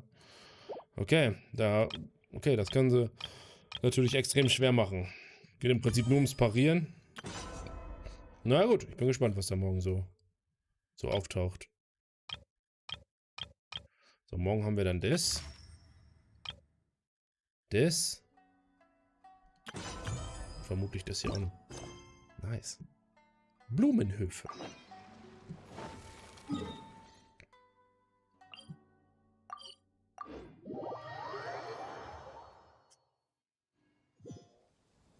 So. Hallo, Blumenfrau. Guten Tag, ihr zwei. Ah, ein Duft weht von euch beiden her. Ihr müsst beide Kenner der schönen Dinge des Lebens sein. Duften wir so gut, Shen? Was möchte ich riechen? Oh, du riechst wirklich nach Mazzetake, gefüllt mit Fleischräuchchen. Die Dame kann wirklich etwas riechen. Ich glaube, das ist eine Art von Duft meint. Diese Art von Duft meint. Stimmt. Und diese vertraute Einheit, oh Paimon, ganz kapiert. Wenn diese auch eine Höhe anbrauchen. In der Tat glaube ich. Moment. In der Tat glaube ich, dass ihr als pflichtbewusste Festführer dienen und mehr Kunden anlocken werdet, aber mir wäre es lieber, wenn ihr dieses Fest als Kunden genießen könntet. Habt ihr Lust, einmal auszuprobieren, wenn ihr Zeit habt, einen eigenen Blumenhof zu schaffen? Was ist ein Blumenhof? Das möchte ich auch wissen. Wie du sehen kannst, bin ich Florist. Ich würde sagen Floristin, ja, aber ich will dein Gender jetzt nicht assumen. Die Anordnung dieser Blumenstände hinter mir ist ein Blumenhof, angeordnet nach den Prinzipien des Ikebana.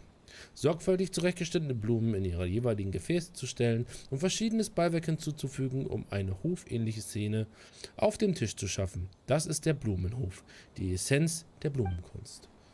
Mit Hilfe der Yashiro-Verwaltung nehme ich am Irodori-Fest mit verschiedenen Blumenhöfen teil, in der Hoffnung, dass wir unseren Gästen die Schönheit der Blumenkunst näher bringen können. Wenn du Interesse hast, kannst du es gerne ausprobieren. Oh, diese Blumenkunstwerke sind wirklich super hübsch. Und sehen auch sehr elegant aus, aber es sieht schwierig aus. Können wir das wirklich schaffen? Solch empfindliche Kunst ist nichts für Paimon. Mach dir keine Sorgen. Damit unsere Gäste den Charme dieser Kunst sorgenfrei zu schätzen wissen, habe ich eine große Anzahl von Gegenständen vorbereitet, die den Herstellungsvorgang vereinfachen können. Du musst nur die Hauptblume, den Hintergrund und die Basis auswählen, bevor du einen Moment zu deinem ganz eigenen Blumenhof zusammenstellst. Das Wichtigste ist natürlich das Ausprobieren der Kunst des Ausdrucks durch die Blumen. Daher werde ich dir 4 Blumenrätsel geben, um dein Denken ein wenig zu testen. Wenn du das Blumenrätsel an jedem Tag abschließt, kannst du die entsprechenden Blumenhöfe und Blumen als Andenken mit nach Hause nehmen, zusammen mit einigen zusätzlichen Preisen. Okay. Wirklich? Das ist großartig. Hey, komm schon. Shen, da diese Dame sich so viel Mühe gegeben hat, lass uns doch helfen. Wir tun es für die Schönheit der Blumenkunst. Na gut, lass uns anfangen. Machen wir uns einen eigenen, bla bla bla. Danke für deine Begeisterung. Und lass uns jetzt beginnen. Das Thema für heute ist üppige violette Kirsche und duftender weißer Sand. Denke über die Bedeutung dieses Themas nach und konzentriere dich auf die Blumen der Utensilien und ganz einfachen Blumen. Okay. Üppige violette Kirsche und duftender weißer Sand. Nach der Ikebana-Tradition von Inazuma benutzt man lila Zweige und Blätter als Hintergrund, kontrastiert sie mit 5 Pflanzen oder Blumen aus Inazuma, die als Hauptblumen dienen. Zum Schluss verwendet man einen Boden aus klarem weißem Sand als Basis. So ist die Ästhetik vom Blumenarrangement nahezu perfekt. Okay, das klingt ja schon mal ganz nice. In der Aktion Blumenhof musst du versuchen, eine bestimmte Blumenhof aus der Grundlage des von der Floristin Fushizome vorgegebenen Blumenrätsel anzulegen. Wenn es dir nicht gelingt, das Blumenrätsel innerhalb einer gewissen Zeit zu lösen, erhältst du detaillierte Hinweise dazu. Okay. Der Blumenhof besteht aus einer Hauptblume, einem Hintergrund und der Basis. Jeweils mit einer Vielzahl von Blumenoptionen. Bei der Platzierung der Hauptblume kannst du ebenfalls zwischen 3 Höhen wählen. Groß, mittel, klein. Okay. Der Blumenhof, der Abschluss des Blumenrätsels Erhalt, ist in der Karte der Vergänglichkeit angelegt und kann frei kombiniert werden. Okay. I don't fucking get anything of this shit.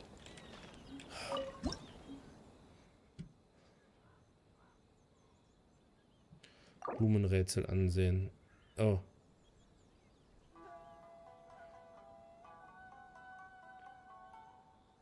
Lila Zweige als Blätter für den Hintergrund.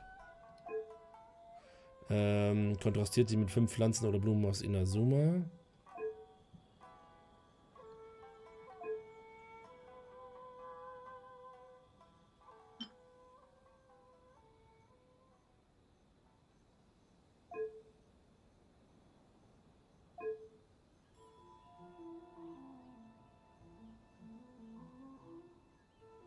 Die sind alle aus Inazuma, oder? Die finde ich hübsch. Die finde ich hübsch. Die finde ich hübsch. Die finde ich hübsch. Die finde ich hübsch.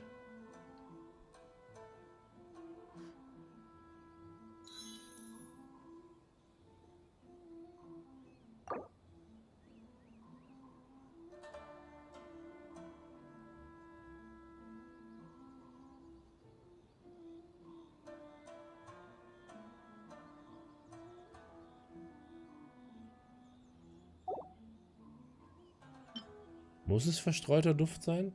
Ach, man soll das... Ach, okay, jetzt verstehe ich das. Man soll genau dieses Ding hier bauen. Genau dieses Bild, okay. Well...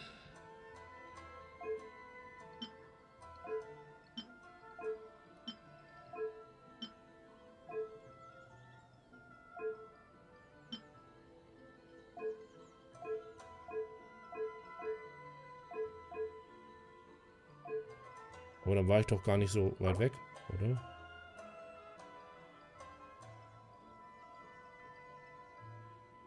Großer verstreuter Duft habe ich...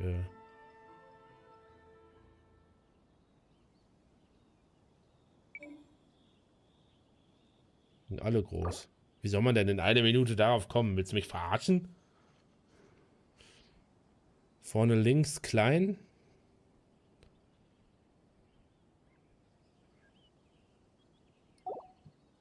Ach du Scheiße.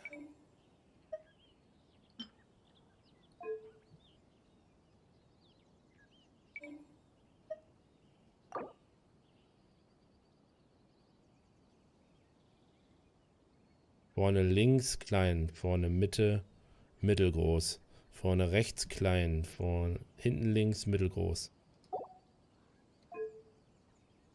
Alter, du spinnst doch.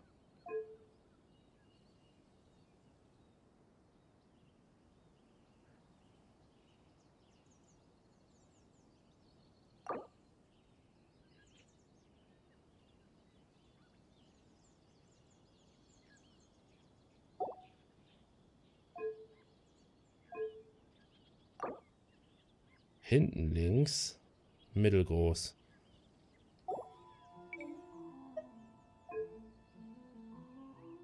Hinten in der Mitte, groß. Hinten rechts, groß. Wow. Oida. Was geht denn bei dir ab, Spiel? Wow. Ja, da wäre ich natürlich bei den ungefähr 1 Zilliarden Auswahlmöglichkeiten wäre ich natürlich innerhalb von 1 Minute locker drauf gekommen. Fick dich. Was ist das denn für eine Scheiße schon wieder, ey? Holy shit. So, nicht hinterfragen. 4 Urgesteine fertig. 40 Urgesteine fertig. So. Das ist mir, weiß Gott, ein bisschen zu dumm. Ja, an mir ist kein Florist verloren gegangen. So. Okay. Jetzt haben wir, glaube ich, für heute alles erledigt, ne? Übermorgen wird das Event abgeschlossen. Ja, wird spannend. Muss mal gucken. Das ist bei mir zwischen 2 Nachtschichten. Ich weiß nicht, ob ich das hinkriege.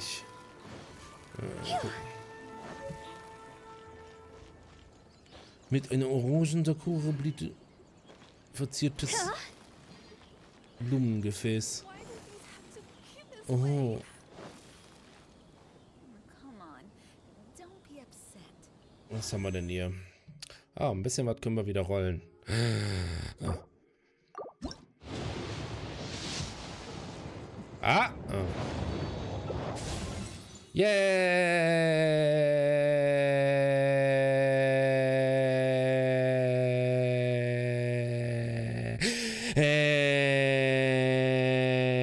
Meine letzte Yunjin. Naja, immerhin.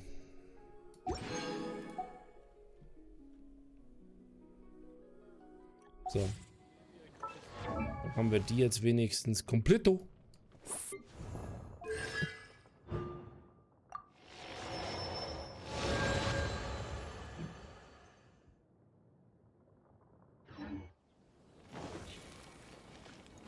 So, aber Ayato hat keinen Bock. Ich weiß jetzt nicht, bei wie viel ich jetzt schon wieder bin, aber über 50 auf jeden Fall. Meine ich. 1, 2, 3, 4, 5, 6, 7, 8, 9. Okay. 54, also 64 bin ich schon. Weil die 10 von heute sind ja noch nicht drin. Das ist schon wieder, weißt du, schon wieder. Ich weiß nicht. Es geht immer so hoch. Weißt du? Nicht, dass man sagen könnte, okay, ich brauche mal 30, mal 40, mal 50, mal 60 Rolls. Nein, ich brauche immer über 60 Rolls oder 70. Das ist doch irgendwie. Na, ich weiß nicht. Ich finde das nicht gut. I don't find that gut. So, aber egal. Immer noch meine Yunjins voll. Ja, ich würde zwar gern Ayato haben, weil ich glaube, ich habe auch ganz gutes Gear für ihn. Also schwertmäßig. Aber ja, was soll ich sagen? Wenn es nichts wird, habe ich Pech. So, aber immerhin, wie gesagt, habe ich hier Sucrose und Zhongling nicht so oft bekommen und dafür viele Yunjins, die ich noch brauchte. Das freut mich eigentlich ganz gut, weil die kann gut meine Duell supporten. Okay. Ja, das war's dann für heute. Viel zu erledigen heute. Eine Menge kleine Minispiele. Und eine Menge Urstein abzugreifen. Gönnt euch auf jeden Fall. Und morgen können wir dann... Mal gucken. Den letzten Theater spielen.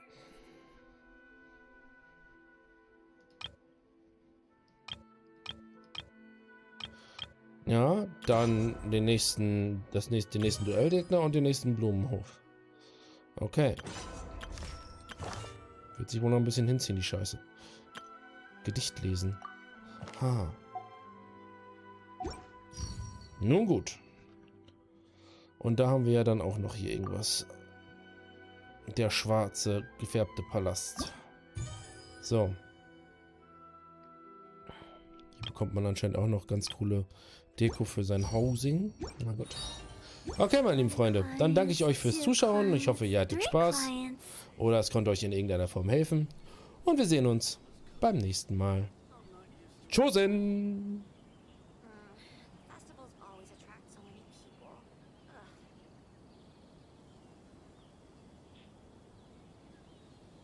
Enjoy the blessing of Lesser Lord Kusanali. An Aishan blessing now 10